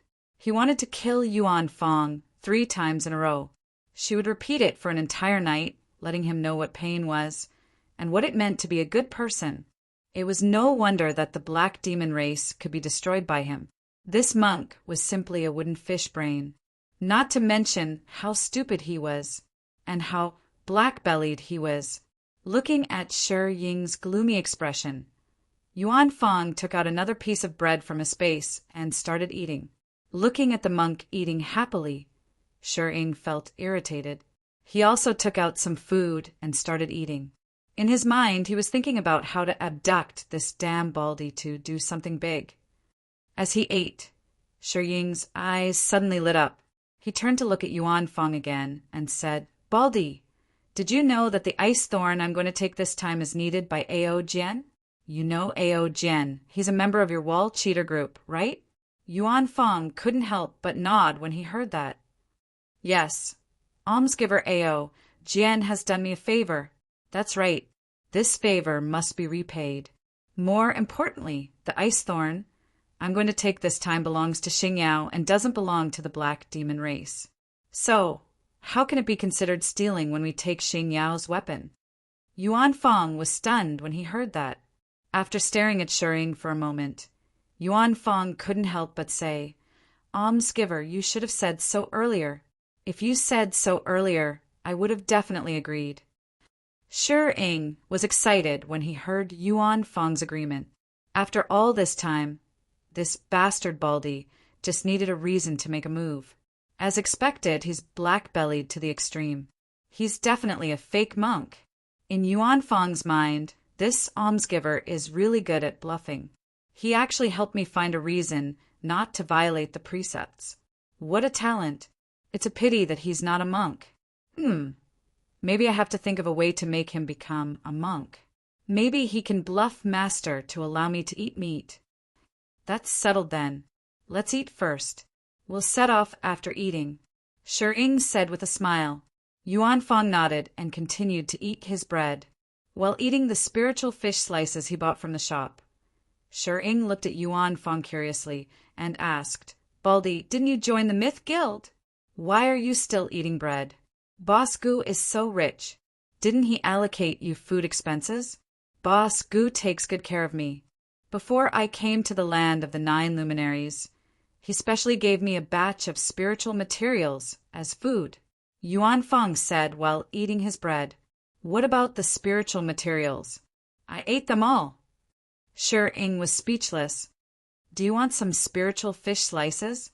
After thinking for a while, Shi Ying passed the box containing the spiritual fish slices to Yuan Fong.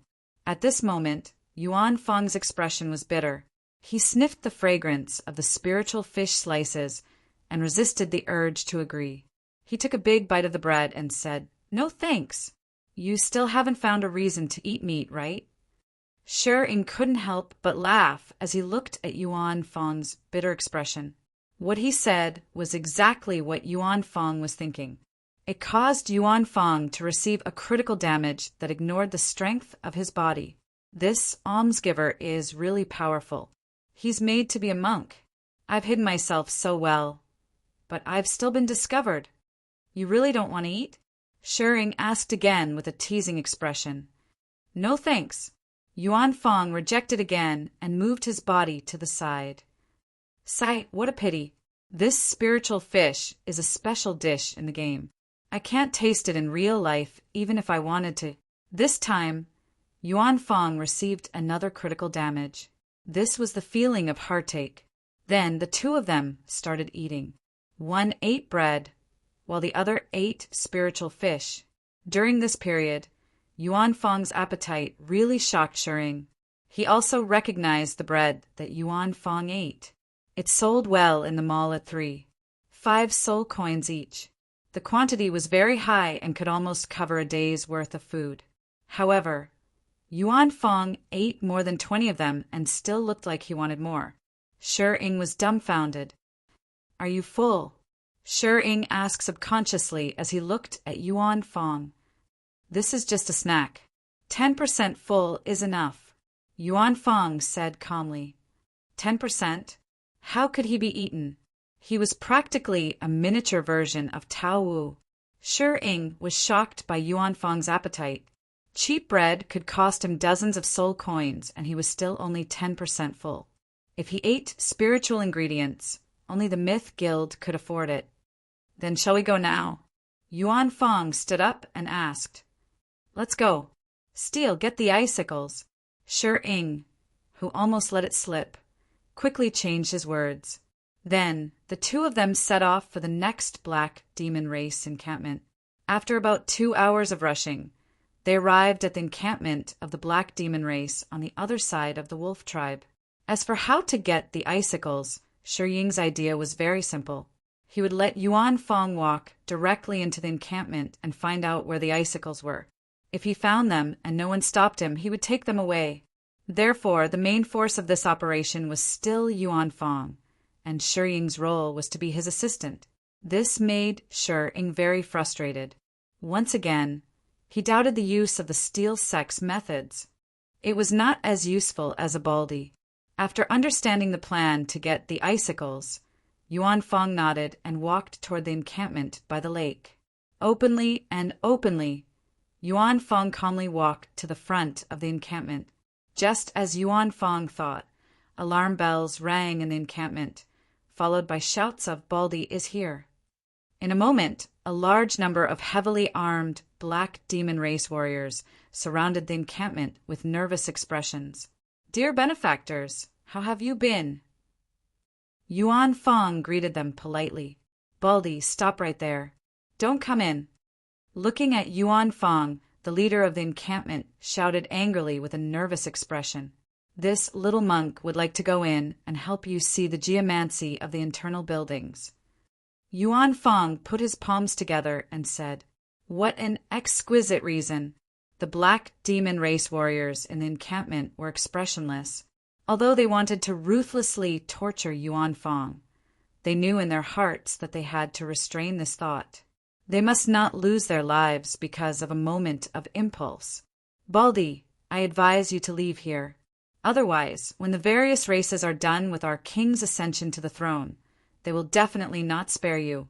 Don't think that just because you have a body doppelganger technique, as long as the elders of the various races take action, your real body will die no matter where it is." The encampment general threatened with a sinister expression. In the face of the threat, Yuan Fong was still calm and collected, and even had a little expectation in his heart. "Benefactors, this little monk is coming in." With that, Yuan Fong walked toward the encampment. "Don't come over. Don't come over." No matter how the Black Demon Race warriors hysterically shouted and threatened, Yuan Fong did not stop and walked straight into the encampment. At this moment, other than gnashing their teeth and clenching their fists, the Black Demon Race warriors had no way to deal with Yuan Fong and could only follow behind him. Wherever he went, they followed. However, they maintained a certain distance from Yuan Fong, deeply afraid that if they were too close, they would trigger the curse. They were already used to Yuan Fong's behavior of wandering around the encampment. After all, this bastard monk would come every few days.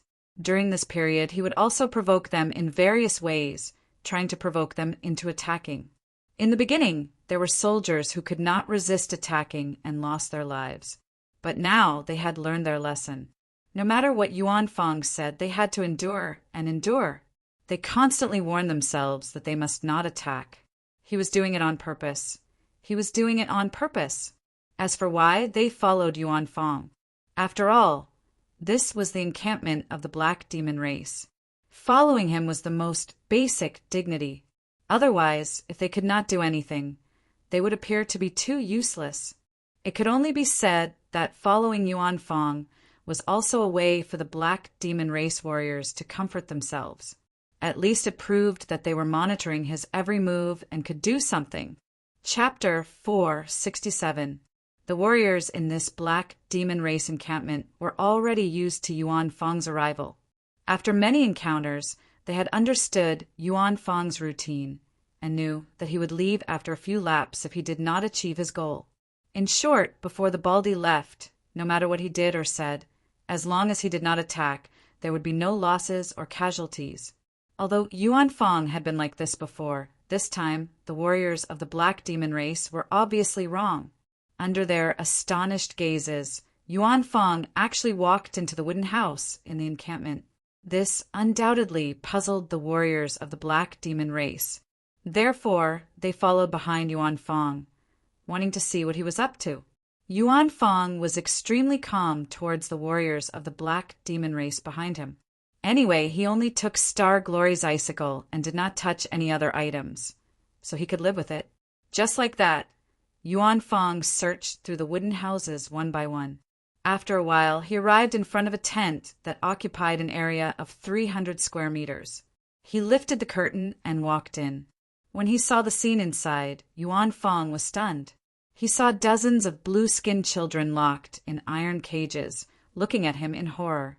Seeing this, Yuan Fang immediately started his analysis and swept his eyes over one of the blue-skinned boys. AMU Mu Blue Blood Race. Character details: descendant of the blue blood race. Because the blood in his race has an auxiliary effect on inscribing inscriptions. He was slaughtered and captured by Rahu and kept in captivity. Character status: hungry, intermediate, tired, elementary, weak, elementary. At this moment, Yuan Fang suddenly turned around and looked at the warriors of the black demon race with a solemn expression. Why did you do this? Hearing this, the garrison general could not help but be stunned for a moment, then smiled indifferently. The weak are prey to the strong. Don't you feel uneasy? Yuan Fang asked again. Uneasy? Are you kidding? We're just keeping a few outsiders in captivity. Yuan Fang was dumbfounded when he heard the tribe general speak so calmly. He could not imagine how cold-hearted one must be to say such a thing. Looking at Yuan Fang's face of disbelief, the garrison general shook his head. If our race is weak, and the Blue Blood clan that these children belong to has the ability to plunder everything from our race, they will do the same without hesitation, and their methods may even be more cruel. The general's tone was flat when he said this, but Yuan Fang could feel that the general wasn't lying to him. I want to let them go. Yuan Fang spoke again. Rules are made by the strong. As long as you have the ability to take them away, do as you please. The tribe general laughed disdainfully and waved his hand towards the main entrance of the camp. At this moment, Yuan Fang's face was ashen, because he knew that he didn't have that ability. He wasn't afraid of the curse, but these children weren't. He couldn't protect these children, and he couldn't even bring them out of this encampment safely. Instead, he might end up killing these children. There will be such a day in the future. Yuan Fang sighed in his heart, then looked at the commander with a resolute expression. As long as you have the strength, the clan general said with a smile. Finally seeing Yuan Fang suffer a setback, he felt very pleased. At this moment, Yuan Fang couldn't bear to do it, but there was nothing he could do. He turned around to look at the blue-skinned children and softly murmured, "Oh, Amitabha Buddha!" Then he turned around and walked towards the next wooden house. This time, Yuan Fang walked towards the only armory in the encampment. The black demon race warriors behind him were shocked when they saw Yuan Fang walking into the armory. Although this encampment was taken over from the 9 luminaries, the armory also stored a large number of weapons that they brought with them. It was considered an important area in the encampment. Moreover, since the land of the 9 luminaries was under their control, the encampment was heavily guarded. They didn't have to worry about external enemies at all, so the armory wasn't guarded at all. Most importantly, Yuan Fang had never entered any of the buildings when he came and went before. At this thought, they quickly followed him. As soon as they entered the armory, neatly arranged rows of weapons came into view. There were many types of weapons, but their shapes were very strange. Most of them were cursed weapons that were only suitable for the Rahu race who cultivated the path of Azura. Yuan Fong began to walk around the armory to check it out. At this moment, Shi Ying, who was doing nothing outside the encampment, was on a video call with Yuan Fong. While Yuan Fong was searching for the ice thorns, they were also communicating.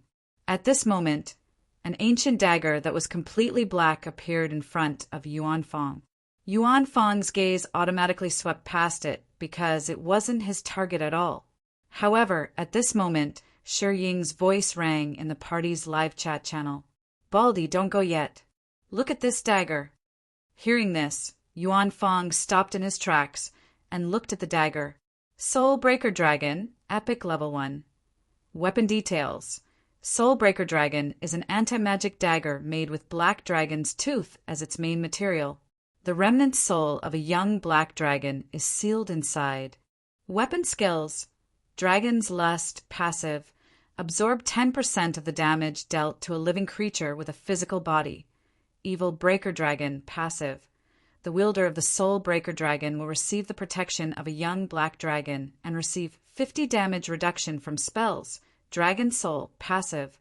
Collect dragon souls to level up this weapon. Weapon attributes.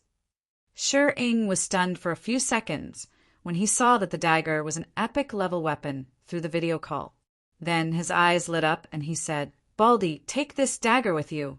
Almsgiver, aren't we looking for the ice thorns?" Yuan Fong was shocked. "This dagger also belongs to Xing Yao, so we have to take it with us." Shi Ying said seriously, "Yuan Fong, I feel like you're trying to trick me. F***CK, do I look like a liar? This dagger doesn't belong to the black demon race. It's not stealing if we take it with us. At most, we're taking Xing Yao's belongings." Yuan Fong. After some thought, Yuan Fong picked up the Soul Breaker Dragon. At this moment, an angry voice came from behind. "Baldy, put down the Soul Breaker dagger." Yuan Fong couldn't help but turn around when he heard this. Seeing Yuan Fong turn around, the black demon race warriors instinctively took a step back. At this moment, the tribe general was staring at Yuan Fong in shock and anger. Veins were popping on his forehead as if he was about to attack at any moment. This Soul Destroyer dagger was personally awarded to him by the clan king after he counted the spoils of war, after the squad he led had achieved outstanding military service in a race massacre war against the outside world. Because the members of the army he led specialized in killing curses, this dagger was of no use to them and no one wore it. But in the eyes of the tribe general, the Soul Breaker dagger was of great significance to both him and the army he led. It was a symbol of honor on their way to war, so they would always carry it with them when they went out to battle. Seeing Yuan Fong pick up the dagger, the eyes of the black demon race soldiers in the camp almost popped out of their sockets, wishing they could pounce on him and tear him to pieces. Seeing this scene, Yuan Fong was stunned. After some thought, he reached out and waved the dagger. "Baldy, put down the Soul Breaker dagger!" The tribe general roared again. Seeing that the black demon race warriors in front of him were about to fight, Yuan Fong looked at the dagger in his hand again. At this moment, he suddenly felt that this dagger was really good. Thus, Yuan Fong continued to stroll around the arsenal with the dagger in hand. The black demon race warriors, on the other hand, roared with bloodshot eyes, wanting Yuan Fong to put down the Soul Breaker dagger. Yuan Fong naturally wouldn't put down the dagger. He even looked back at the black demon race warriors from time to time with an expectant look, as if he was eager to be beaten. Go to hell! Finally, a black demon race warrior couldn't take it anymore. He took a step forward and punched Yuan Fong's bald head.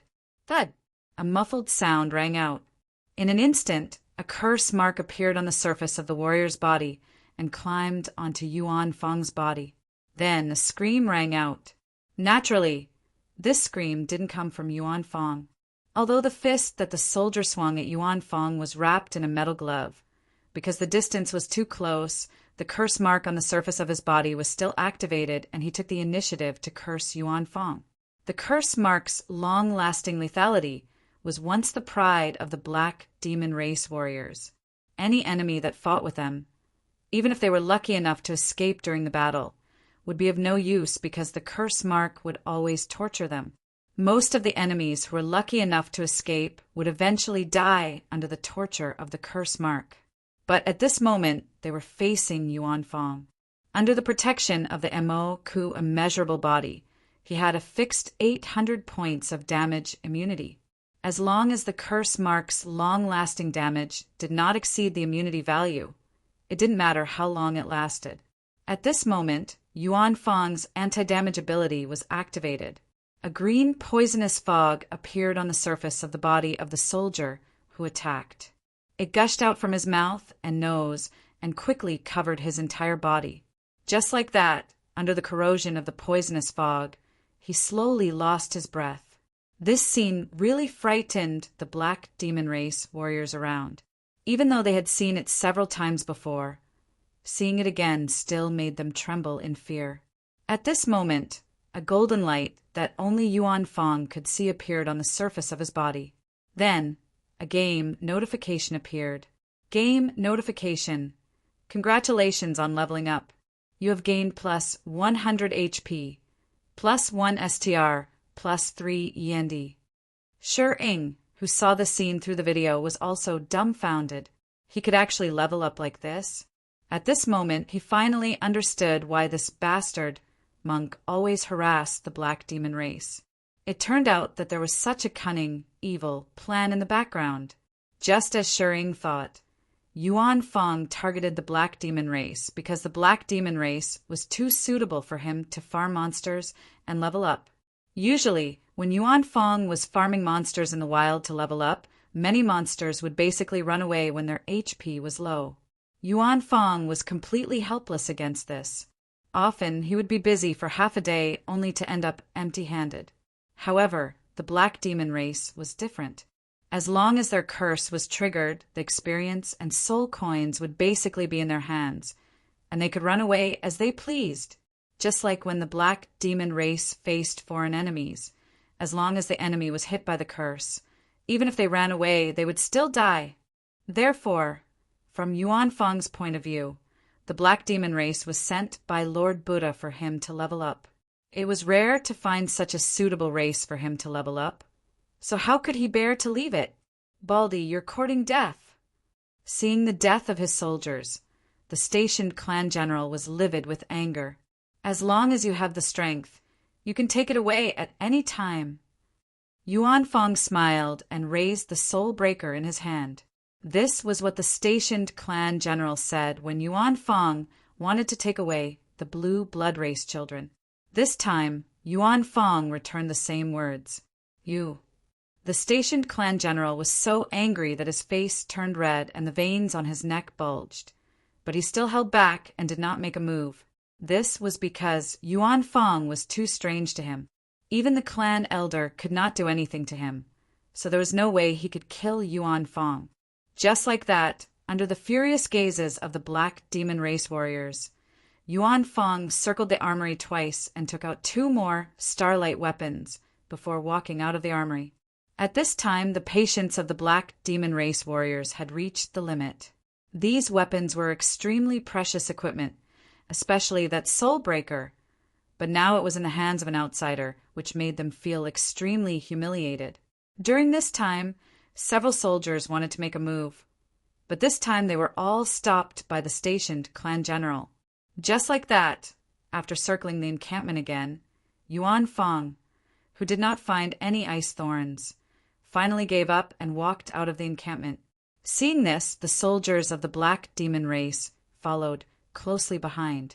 After Yuan Fong walked out of the encampment, he raised the soul breaker in his hand and waved it behind him without turning his head. Looking at Yuan Fong's back, the station clan general shouted angrily with a livid face. I'll remember this, and I'll pay you back in the future. The weak are prey to the strong. Yuan Fong said without turning his head, and his figure gradually disappeared. Because of their fear of Yuan Fang's ability, the soldiers of the black demon race in the encampment could only watch helplessly as Yuan Fang took away these weapons. It really made them feel extremely aggrieved. But to Yuan Fang and Shering, this was just the beginning. After that, Yuan Fang and Shering set off for the next encampment of the black demon race. They searched one encampment after another. During this time, Great Hoodwinker Shirt Ing explained to Yuan Fang in various ways on the live chat channel. This weapon is Hui Yao's. I saw him use it before. I promise I won't mistake it for someone else. This pearl is Qin Yao's. I saw him use it before. Don't worry, I won't lie to you. This helmet is Rieo's. I've seen him use it before. I have a good memory. Yes, this long sword is Yu Yao's. I didn't expect the black demon race to hide it in the armory. Take it away. Take it away. This was a blatant robbery. This time, Yuan Fang's ability to attract hatred from the black demon race soldiers rose sharply. This made the black demon race soldiers in the encampment gnash their teeth. If it was any other Raha race, as long as they had the strength of a mid-stage ghost general, they could kill Yuan Fang with one blow with all their strength. But the black demon race was different. They did not have any means to deal high damage instantly, so it could be said that they were completely restrained by Yuan Fang. Even the commander of the encampment, who was a late-stage ghost general, could only grimace. Other than gnashing his teeth, there was no way to deal with it. Along the way, Yuan Fang had already taken more than 10 pieces of high-quality equipment from the armory of each encampment. It could be said that the harvest was quite plentiful, but the more Yuan Fang took, the more he felt that something was wrong. This was because when he was strolling in one of the encampments of the black demon race, he found an epic feather robe. At that time, Shering said so. This feather robe belongs to Muyao. I've seen him wear it to kill the enemy. I can't be wrong. At this time, Yuan Fang felt that his intelligence had been insulted, and he had seen it wear it with his own eyes. Yuan Fang could not imagine the scene of Mu Yao wearing a feather robe to kill the enemy. He felt that he would go blind. Did he think that I was a little monk or a pig? Couldn't he be more serious? But in the face of the flawed remarks, Yuan Fang still chose to turn a blind eye. Since the black demon race told him that the strong prey on the weak could be bullied, then Yuan Fang would give them a good lesson. He would continue to use action to explain the concept of taking things openly and not stealing. After this wave, the generals and soldiers of the black demon race even felt like vomiting blood. They could not move, could not touch, and could only watch helplessly as their beloved treasures were taken away. That kind of feeling was really incomparably bitter. That night, many black demon race warriors could not sleep. This was also the first time they hated someone so much that they cursed and cursed him from the bottom of their hearts. But as a race that cultivated the Tao of killing, they could only curse and curse their opponent from the bottom of their hearts. The more they cursed, the more their hearts ached. After this day, many generals of the black demon race secretly swore in their hearts that they must cultivate the Azura self-sacrificial path and Azura physique path among their descendants. They must not suffer such a loss again. There were even many black demon race warriors who, at the same time, decided to spend more than 10 years to wash away the curse mark on their bodies.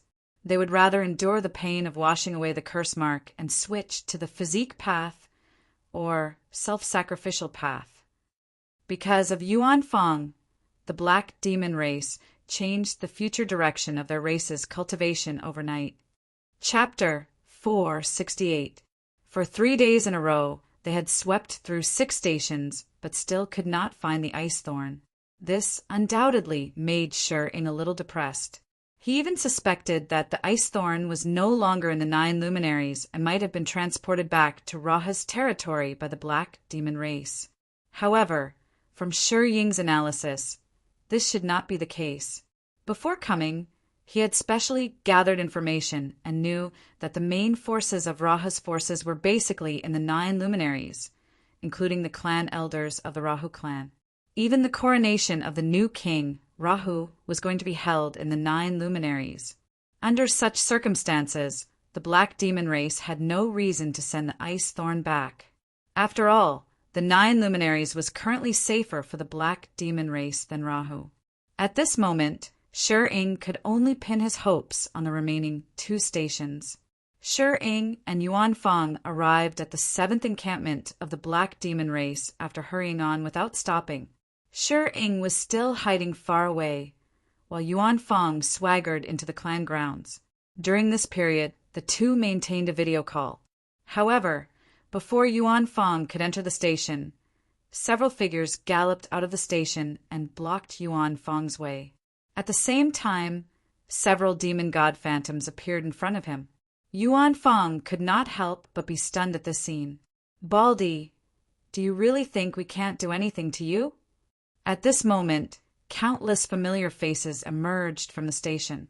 These figures were the clan generals who were previously plundered by Yuan Fang. Due to the coronation of the new king, all the clans were busy, and the Black Demon race could not bring themselves to ask for help at this time.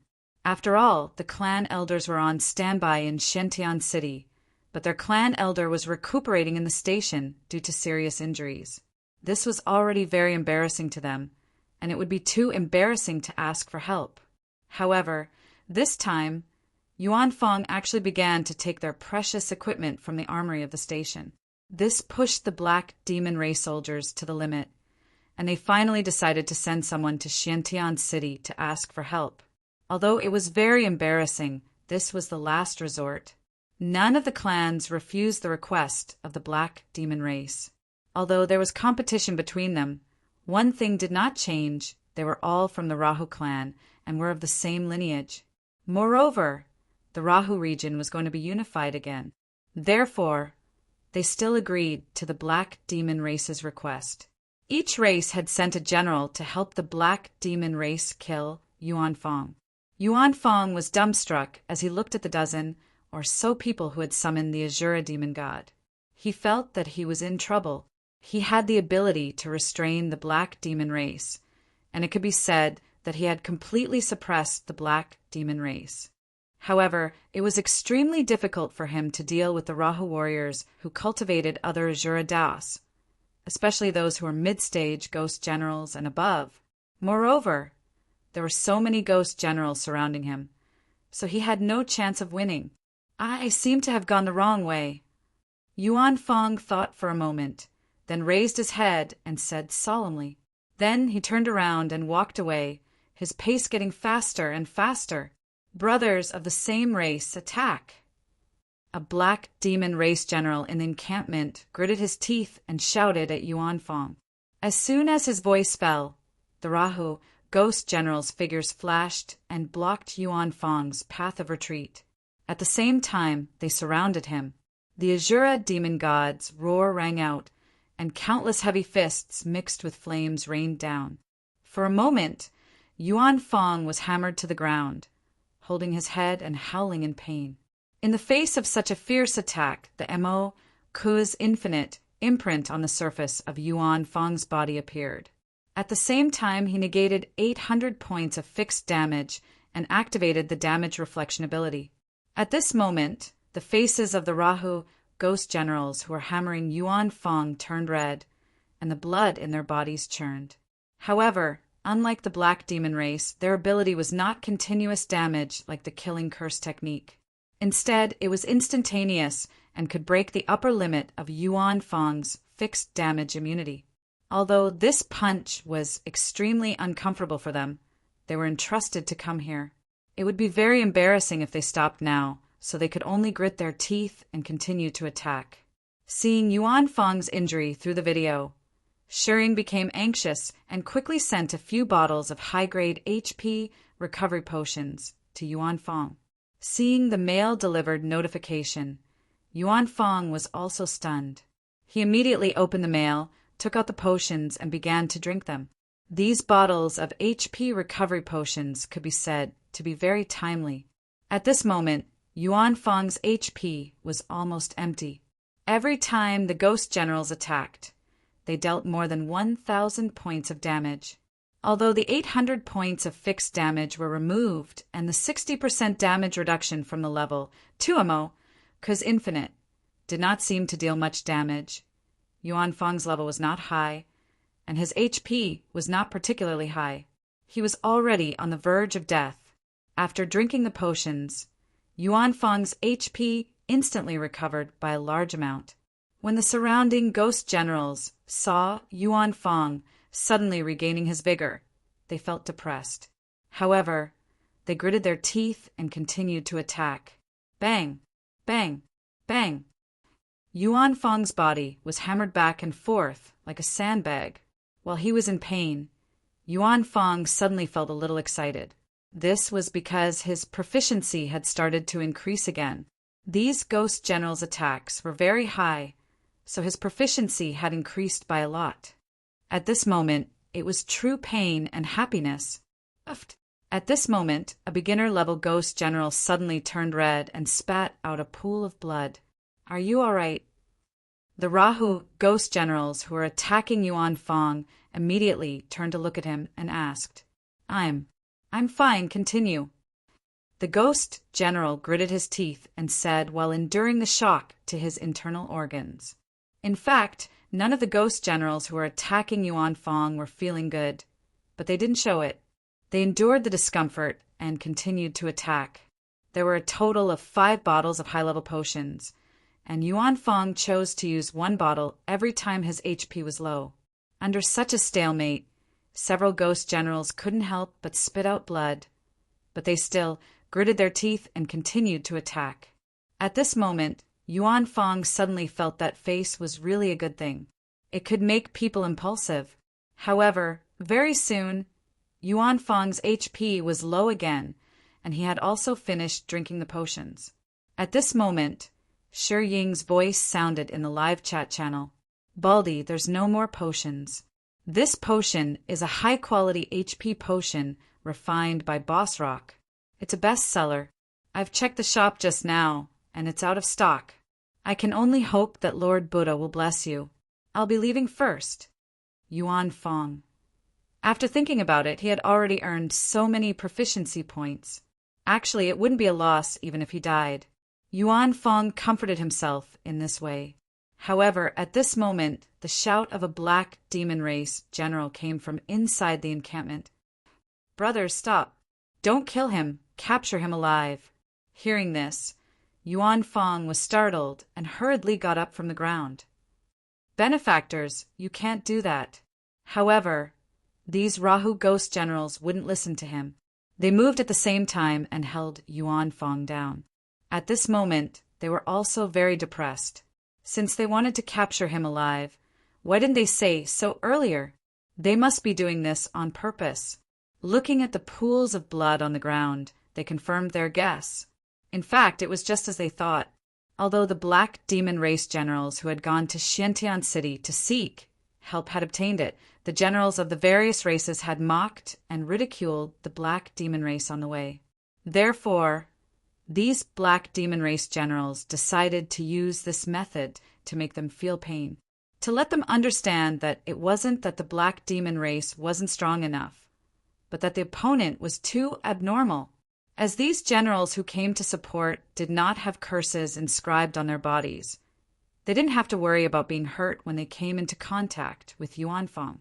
At this moment, Yuan Fang struggled with all his might, but his strength was no match for these generals, and he was pressed into the encampment. At this moment, in the largest tent of the encampment, a white-haired man with a face full of wrinkles was lying flat on the bed, coughing from time to time, looking very haggard. At this time, a garrison general entered the tent, knelt on one knee, and said to the old man, "Clan Elder, we've captured the Baldy alive. What do you think we should do with him?" Hearing this, a trace of resentment appeared in the eyes of the black demon race elder. Because of Yuan Fang, a large amount of vitality in his body had been lost, and his strength had fallen to the mid-stage of Ghost King. To him, this enmity was absolutely irreconcilable. Back then, in order to cultivate from the mid-stage to the late stage, he had spent thousands of years of hard work, but this time it was all gone. This kind of mental devastation made the black demon race elder extremely painful. In the face of the subordinate's question, the elder raised his head slightly and said with a venomous expression, "This person has the body doppelganger technique, so we definitely can't kill him. As long as the body doppelganger doesn't die, he can't create a new one, so we must imprison him. Clan Elder, what should I do?" The general asked again. "Bury him at the back of the encampment, but make sure he doesn't die." "I understand." Hearing this, the general immediately got up, turned around, and walked out of the tent. A moment later, Yuan Fong arrived at the back of the encampment under the escort of the Rahu warriors who had come to support. Under Yuan Fong's astonished gaze, a black demon general began to dig a hole. "What are you doing?" Yuan Fong felt that something was wrong. "We're going to bury you." With that, the black demon general beckoned to the Rahu ghost general who was pressing down on Yuan Fong. Seeing this, the Rahu ghost general immediately took a few steps forward and pressed Yuan Fong into the hole, leaving only his head outside. After dealing with Yuan Fong, the several generals of the black demon race immediately cupped their fists towards the dozen or so Rahu ghost generals who had come to support. Many thanks to the help of my fellow brothers. The black demon race will remember this kindness. Hearing this, the few ghost generals could not help but nod, and after a few polite words, they turned around and left. In fact, in the eyes of these Rahu ghost generals, although the process of assisting in the capture of Yuan Fong was a little uncomfortable, the task was still very simple. For this, they had earned a favor from the black demon race. After all, favors were very useful among the Rahu race. When the various races were discussing the distribution of resources, they could increase the bargaining chips of the race they belonged to. After the Rahu ghost generals who had come to support left, the surrounding black demon generals cast their gazes towards Yuan Fong, who was buried in the ground, and felt a sense of relief. After being tortured by this bald monk for a long time, they had finally captured him this time. "Benefactors, how long are you going to bury this little monk?" Yuan Fong asked with an innocent expression. 500 years. With that, the ghost generals turned around and left. Yuan Fong was dumbfounded when he heard this. 500 years? For the next few days, Yuan Fong was buried in the hole, exposed to the wind and the sun every day, his bald head enduring the baptism of nature. Yuan Fong could tell that these warriors of the black demon race were not joking. It seemed like they really wanted to bury him for 500 years. During this period, Yuan Fong had also thought of starving himself to death and freeing himself. But what he did not expect was that the black demon race had specially borrowed 2 soldiers from another race, and their daily mission was to force-feed him. What was even more outrageous was that there was meat in this food. Although the meat was delicious, it was still a violation of the precepts. Yuan Fong was very worried about this, but he knew that he had encountered an irresistible force, so Buddha and his master would probably forgive him. A few days later, Yuan Fong had completely adapted to being buried. These days, the thing that troubled him the most was the arrival of mealtime. In terms of eating meat, Yuan Fong felt that he was psychologically very resistant. Chapter 469. Shi Ing was depressed that he could not find the icicle, and his teammate was captured. However, he knew that it was impossible to save Yuan Fong with his current strength. Therefore, he contacted Guyu and hoped that Guyu could come up with a solution. After all, Yuan Fong was a member of the Myth Guild. Guyu could not ignore him. When he received the news, Guyu was dumbfounded. He had only rescued the monk for a few days, and he was captured again. He was not Tang Sanzang. Why was he so popular with demons and ghosts?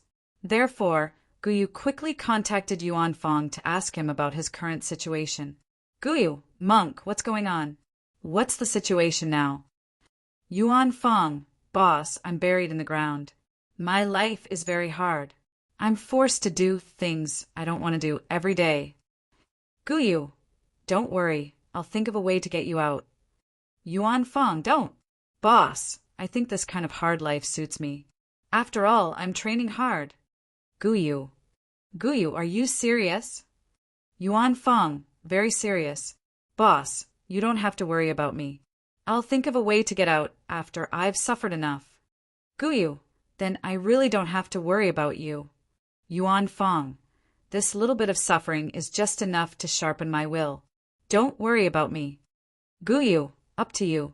I'm going to busy myself. Contact me when you think of a way out. Doggy Night Charge. JPG. Guyu could not understand Yuan Fong's refusal. However, since Yuan Fong wanted to train hard, Guyu could not be bothered and let him be. Therefore, Yuan Fong continued his plan of training hard after being imprisoned for 500 years. Since there was meat in every meal, Yuan Fong felt that this place was hell. He was going through torture every day. While Yuan Fong was imprisoned, Shi put all the equipment that Yuan Fong brought from the base on the auction house, except for the broken soul dragon. These high-level equipment were all bought in less than half a day. Although there were many mid-level and high-level equipment in the game at this stage, it was still very scarce compared to the huge number of players. Therefore, these equipment became the focus of the high-pay-to-win players when they were put up for auction. Although the prices were not low, these high-pay-to-win players still chose to buy them without hesitation. This made Shi earn a lot of money. After thinking for a while, Shi took out 10% of the soul coins and sent them to Yuan Fong in the form of an email. After all, Yuan Fong's contribution in obtaining these weapons and equipment could not go unnoticed. This 10% was Yuan Fong's rightful share. As for the remaining 90% of the shadows, he didn't leave any for himself. According to the rules of the Steel Sect, they could only keep 10% of the stolen money and give the rest to those who needed it. Although times were changing, Shi still attached great importance to this rule. This was the inheritance of the Steel Sect. If he abandoned the rules, he would be abandoning the inheritance. Therefore, he decided to give away the remaining 90% of the soul coins. As for how to distribute this sum of money, Shi was also at a loss. In reality, it was not difficult to spread wealth, and it was also very easy to do charity. But doing charity in-game? Why did he feel that something was wrong?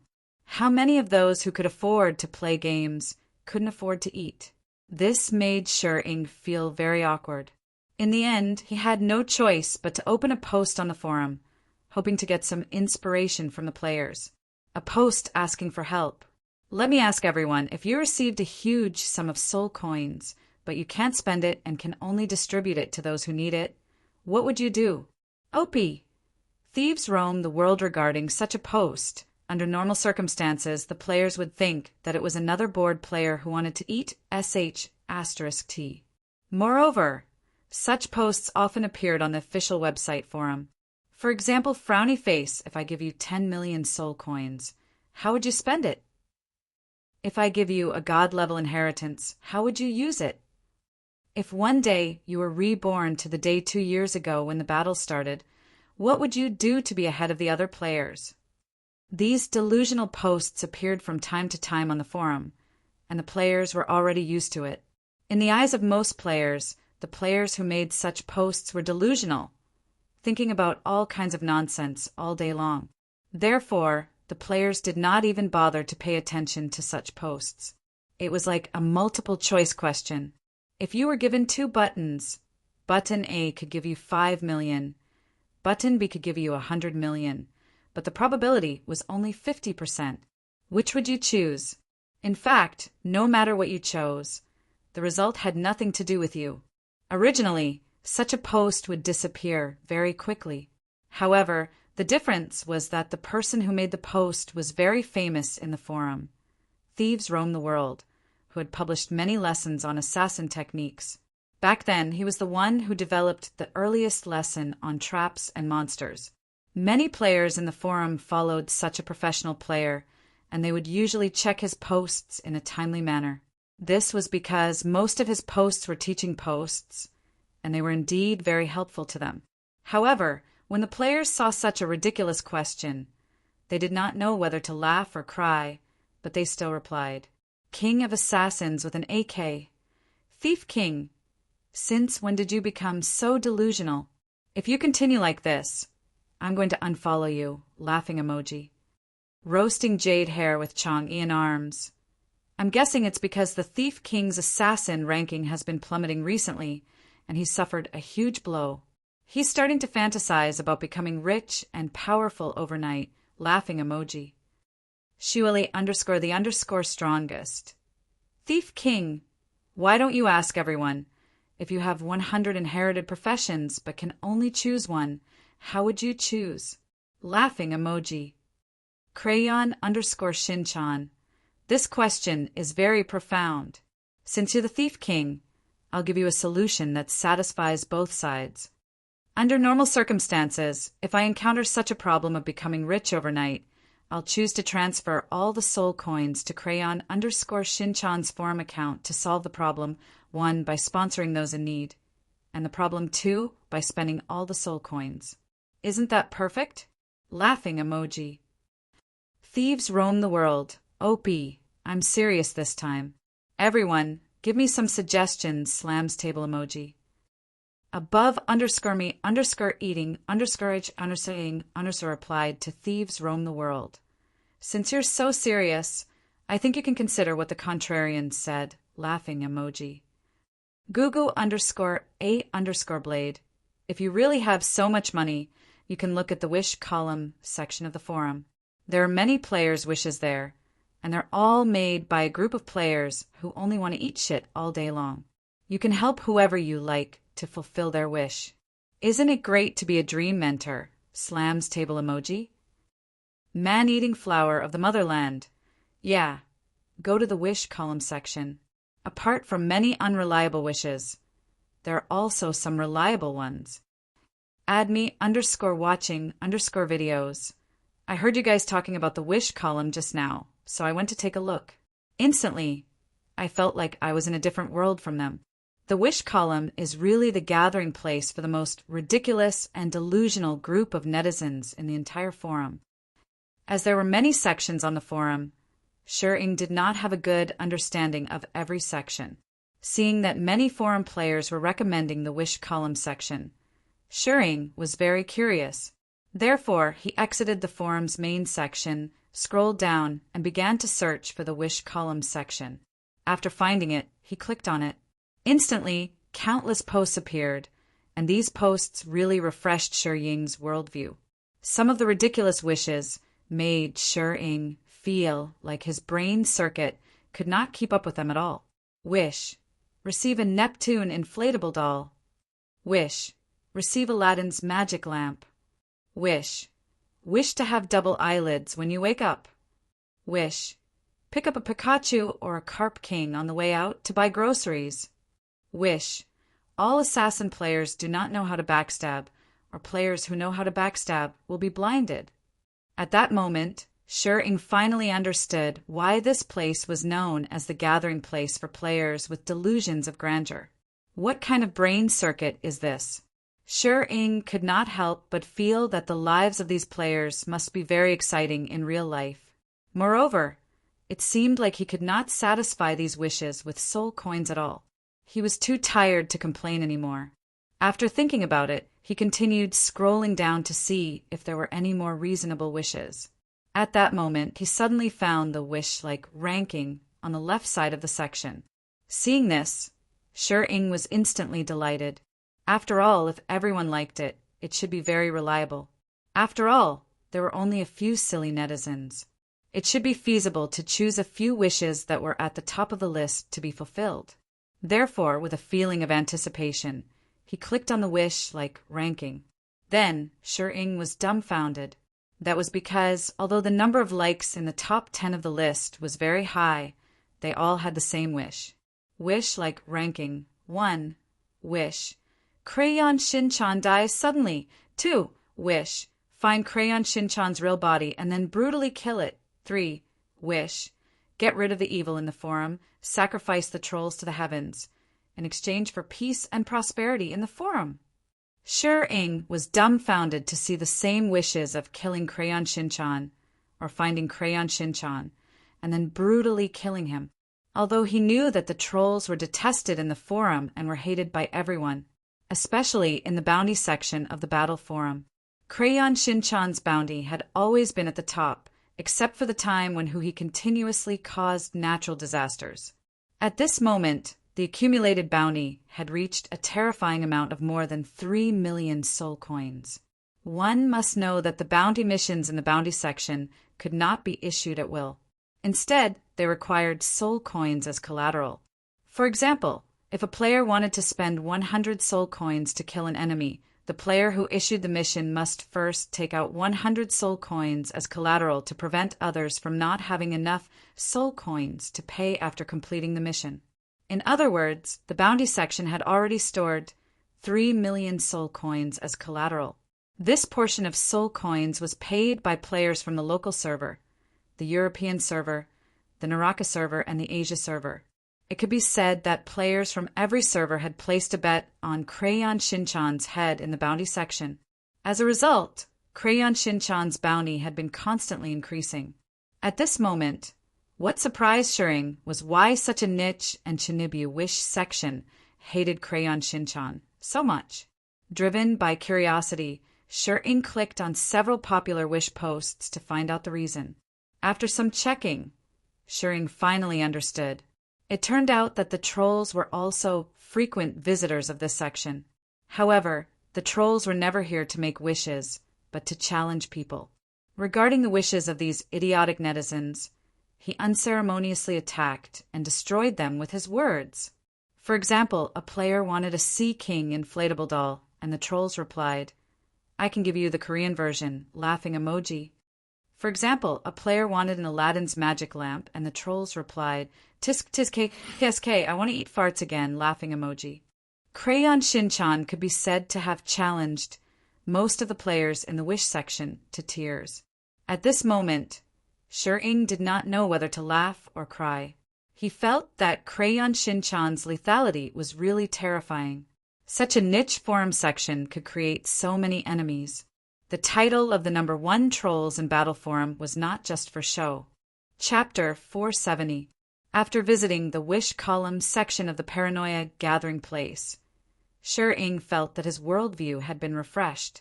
Shering felt that her worldview had been refreshed.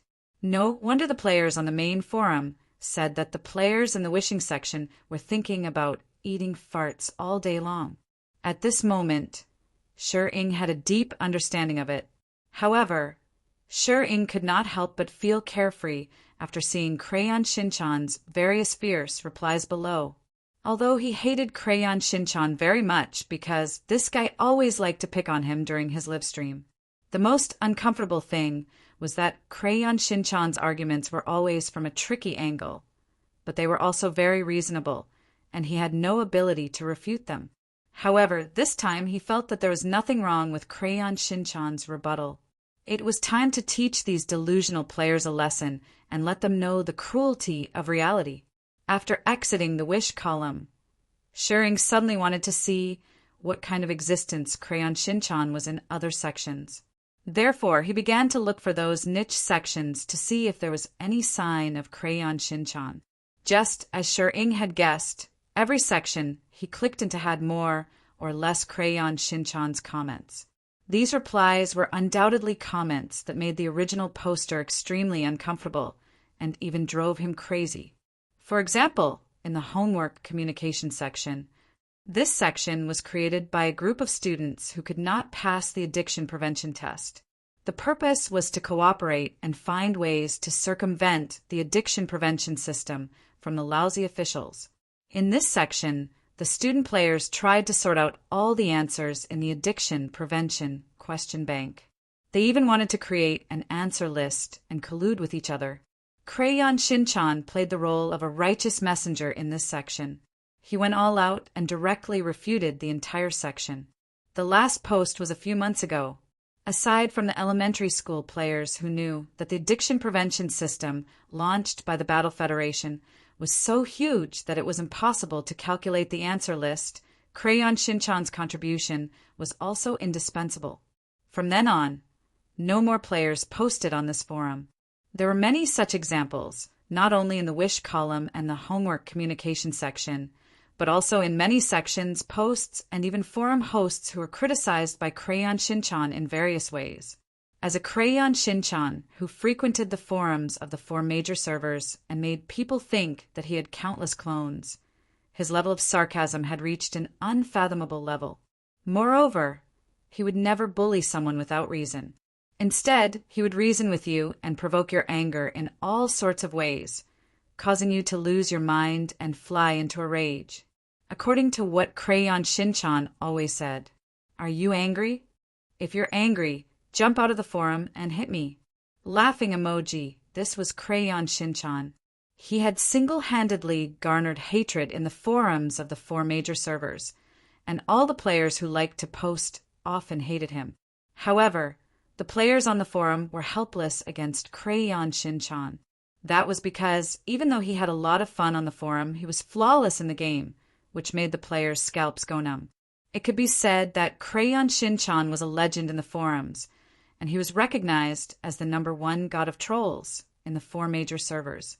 Because of this, there were many theories about Crayon Shinchan's conspiracy. For example, some players speculated that Crayon Shinchan might not be alone but a team. However, every player in Battle Online could only have 1 account, and they couldn't delete their account, change their name, and so on. Therefore, this speculation was not valid. As a result, a new conspiracy theory appeared. Since a player could only play with 1 account, how could it be explained that Crayon Shinchan had so much energy to post as if he was a perpetual motion machine, always seeing him in various posts? Based on this, the players speculated that Crayon Shinchan was indeed not alone, but a team. Moreover, this team was very likely to be on the same side as the damned officials. Therefore, the players came to the conclusion that the Battle Online officials should have a dedicated team that used Crayon Shinchan's account to fight against the players. As for the purpose, the players who came up with this concept could not think of any purpose. After all, other games had top-up channels, and it could be said that they were game support with the purpose of scamming people into spending money and stimulating players to top up. However, if it was Battle Online, the players felt that the damned officials would not have such a high level of awareness. If Battle Online wanted to make money, the players could think of more than 100 ways to do so. Even if the top-up system was only open for a day, the income that day would definitely be very terrifying. After all, with the current player base of the 4 major servers, even if each person only topped up with 1 soul coin, the income generated would be extremely terrifying. Therefore, this speculation seemed to have reached a dead end. There were too many speculations about Crayon Shinchan, which made him a legend that everyone in the forum knew.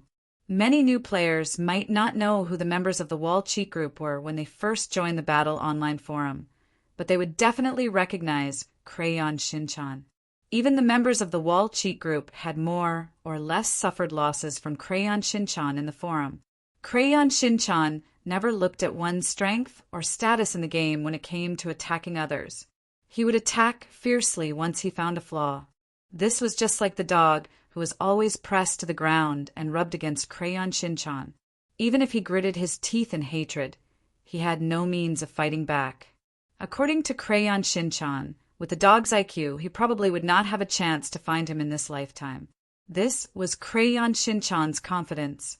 After browsing through many sections, Shireen could not help but find the bounty section and clicked on the bounty ranking. As usual, Crayon Shinchan's bounty was still at the top of the bounty list. The bounty was even more than the sum of the dozens of people behind him. At this moment, Shireen had a strong idea. As long as I kill him, I'll be the #1 assassin. Although he now had the king of assassins, Chiao, Crayon Shinchan was the ultimate goal of all assassin players.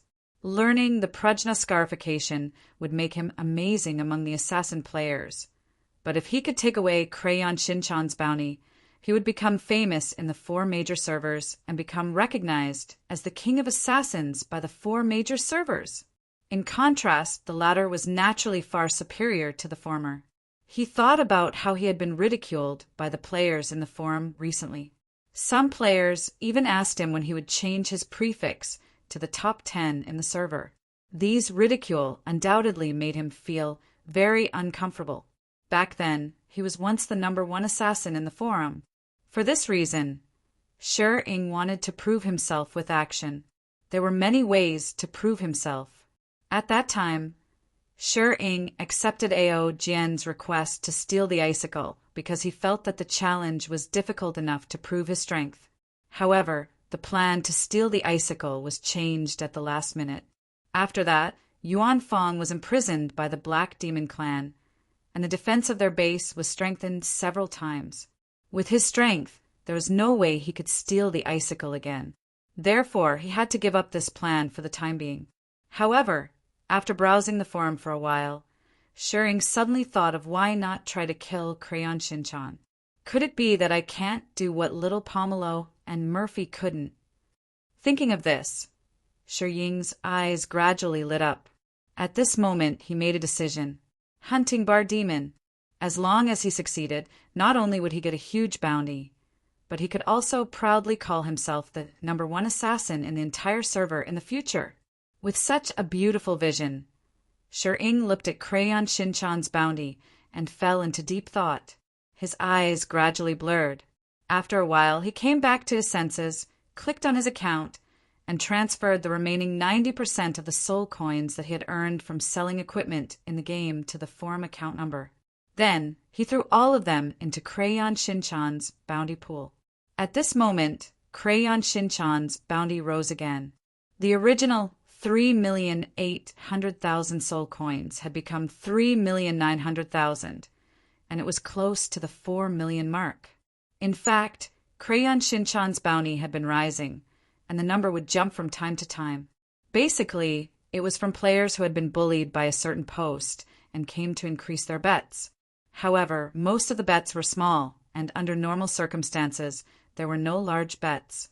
After all, most players were relatively poor, and they did not even have enough soul coins to spend in the game. Unless they hated Crayon Shin-chan to the core, only then would they add chips to the bounty pool. However, the jumping number also represented Crayon Shin-chan's terrifying dominance in the forum. There were 3 main reasons why Shi Ying invested all of this money. First, the rule of the thief sect was that only 10% of the stolen money could be kept. He had already given this 10% to Yuan Fong, and the remaining 90% had to be distributed.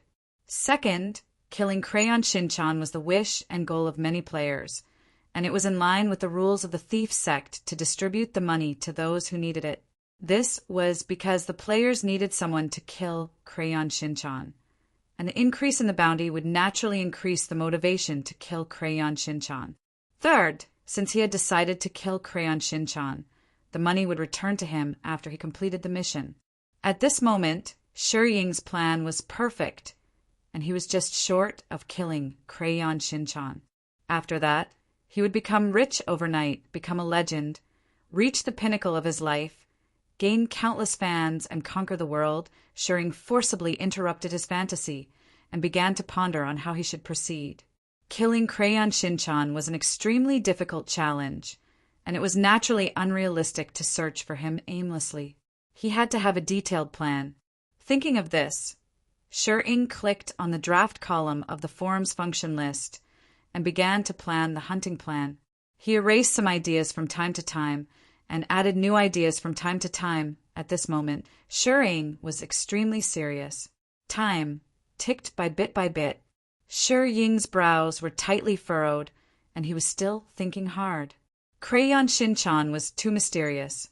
Although he was very arrogant on the forum, his information in the game was completely zero. Therefore, to find him, he had to think of a way to get some information. For this, Shi Ying came up with 2 strategies. The first plan was to sort out all of Crayon Shin-chan's replies and comments in the forum to find clues. As long as there were clues, he could follow the clues and perhaps find Crayon Shin-chan's in-game name. The second plan was to search in reality and use online technology to find Crayon Shin-chan. This method was not very complicated to implement, but Shi Ying could not guarantee that it would work. After making a preliminary plan, Shering fell into deep thought again and began to perfect the specific implementation steps of these two plans. Chapter 471. But at that moment his friend list flashed. Although he was on the suspect list, he knew that he did not match the clues they had collected. But as he made more and more enemies, he felt a sense of crisis. He was already satisfied with his daily life of arguing with others and playing games. There was no need to lose his greatest happiness for 4 million soul coins. After some comparison, Shering found that there were indeed many inconsistencies. His doubts were reduced by half, but he still said, "Hello, my name is Shering. It's like this." He then chose to enter the game and waited for the coordinates sent by the players. After 48 hours of evidence collection and integration for 2 consecutive days, as well as real name reports from the players, Shering finally came up with a list of suspects. At that moment, he thought of seeking help from the players on the forum. Soon, a player named Holy Light Sanction provided new evidence.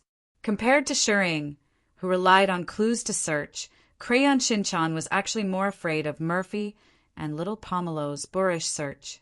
Being thwarted at the first step was a critical blow to Shering. This was because the player who had Shering was his mother, who had infiltrated the Sherlock Holmes group, and the one who replied to other people's posts on the forum was also his mother. Moreover, Cho was closely watched by his parents, so he could not move around alone. So he was still safe until now. For this reason, he had considered many factors that could expose him. One had to know that Murphy and Little Pomelo had almost found him, and it was under the circumstances where they did not have any clues. Thinking of this, Shering entered the forum again and posted a post in the mission section, listing all the players on the list. The mission requirement was to obtain the current coordinates of these players. After a night of hard thinking, Shering began to act. Many people who were originally planning to watch the show joined in the heated discussion and began to transform into Sherlock Holmes to collect clues and deduce who Crayon Shinchan's true identity might be. It was also a screenshot of Crayon Shinchan's reply. As time passed, players from the other 3 servers also joined in the discussion of this post. As one of the most popular players on the forum, he naturally noticed this matter. "Mom, use the computer to log into my forum account. I've saved my account password." Even now, he still had lingering fears. Immediately, more players joined in, and the intelligence network expanded rapidly. Crayon Shinchan's reply to this was, "For this reason, Crayon Shinchan intentionally added some fake clues about himself in his future posts on the forum." He clicked on the forum again and began to search for Crayon Shinchan's replies in some posts. Otherwise, he would have found someone to sell him out long ago. Wouldn't that be great? As for Cho, he was the one who taught him Prajna scarification. Hence, Shering apologized again and turned around to leave. Mo Xiaoxi nodded. He immediately opened the forum and chose to share it. However, his purpose was obvious. He wanted Mo Xiaoxin to prove that he was not Crayon Shinchan. As he spoke, Mo Xiaoxin opened his character attribute panel and shared it with Shering. "I'm in the middle of killing monsters. I don't have time." The woman's voice came from the other end of the line. Mo Xiaoxin shook his head calmly as he looked at the ship that was gradually moving away. After spending so much time on the forum, Mo Xiaoxin had already imagined countless possibilities of being found. Seeing Mo Xiaoxin, who was fishing, Shering greeted him politely. Then, she turned into a phantom and leaped onto Mo Xiaoxin's boat. With so many flaws in some of the previous messages, he naturally noticed it. They were Guo Liuyu Yang Shi Mo Xiaoxin Wang Sini Li Shou. With so many clues, many players felt that Crayon Shinchan was really done for this time. However, most of the players were browsing the post with the mentality of an onlooker. There were also some players who suddenly became interested after seeing Shering's plan in the post and expressed their willingness to help. Mo Xiaoxin was stunned when he heard it. He then nodded. After hanging up the phone, Mo Xiaoxin continued fishing calmly while waiting for the arrival of his enemy. When he first started playing Battle, He did expose his profession and the fact that he had joined a small guild. At this moment, Shi was extremely excited. He felt that he was about to succeed. After all, this player named Mo Xiaoxin did not know that he was coming. At this moment, Mo Xiaoxin's reply in the forum had already explained that this person was not Mo Xiaoxin. As for Shi, to be honest, Mo Xiaoxin did not see him as an opponent at all. Shi told him that he was looking for Crayon Shinchan. His tone was very polite and apologetic. Players always had high expectations of punishing Crayon Shinchan, although no one had ever succeeded. In other words, Crayon Shinchan was a mage player. At the same time, he was not a casual player. He had joined a guild, and it was not a strong one. Who are you? Why didn't you get permission to board the ship? Mo Xiaoxin frowned immediately, showing a displeased expression. Just as he expected, his coordinates were being offered for a reward in the mission board. After waiting for a while, Shi received the coordinates of the first player. The location was in Beiqi's Ghost Mountains. Therefore, Crayon Shinchan was very calm. It was impossible to find him among so many people. Besides, he had a backup plan. At this moment, Shi was a little suspicious. He was about to ask Mo Xiaoxin to replace his account. The power of the forum's members was undoubtedly strong. It would take a long time to integrate the clues. He did not need to panic at all when they confronted each other. The search area had been narrowed down to this extent. The next thing to do was to investigate one by one.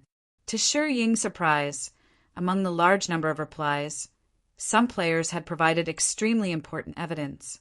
Moreover, this time it was led by the forum expert, World Thief. Although the forum had a search function that allowed him to find Crayon Shinchan's exclusive replies, the problem was that the volume was too large. It was so large that Shi felt that even if he worked 24 hours a day without eating or drinking, it would probably take him a month to find it. With the support of the nutrient solution, Shi began to collect intelligence 24 hours a day. This undoubtedly reduced Shi's search area by a lot. Can I check the forum? However, it was not easy to collect all of Crayon Shinchan's replies in the forum for the past 2 years. After searching for 2 days, Shi was a little depressed. The target of this incident, Mo Xiaoxin, was holding a fishing rod and fishing leisurely. Not long after this post was posted, a large number of players flooded in, even if someone reported his name in the forum. Okay, I got it. What made Mo Xiaoxin even more distressed was that he was the one who recommended Murphy and Little Pomelo to play as assassins. See Chapter 142 for details. From this, Shi understood that Crayon Shinchan's class was a mage.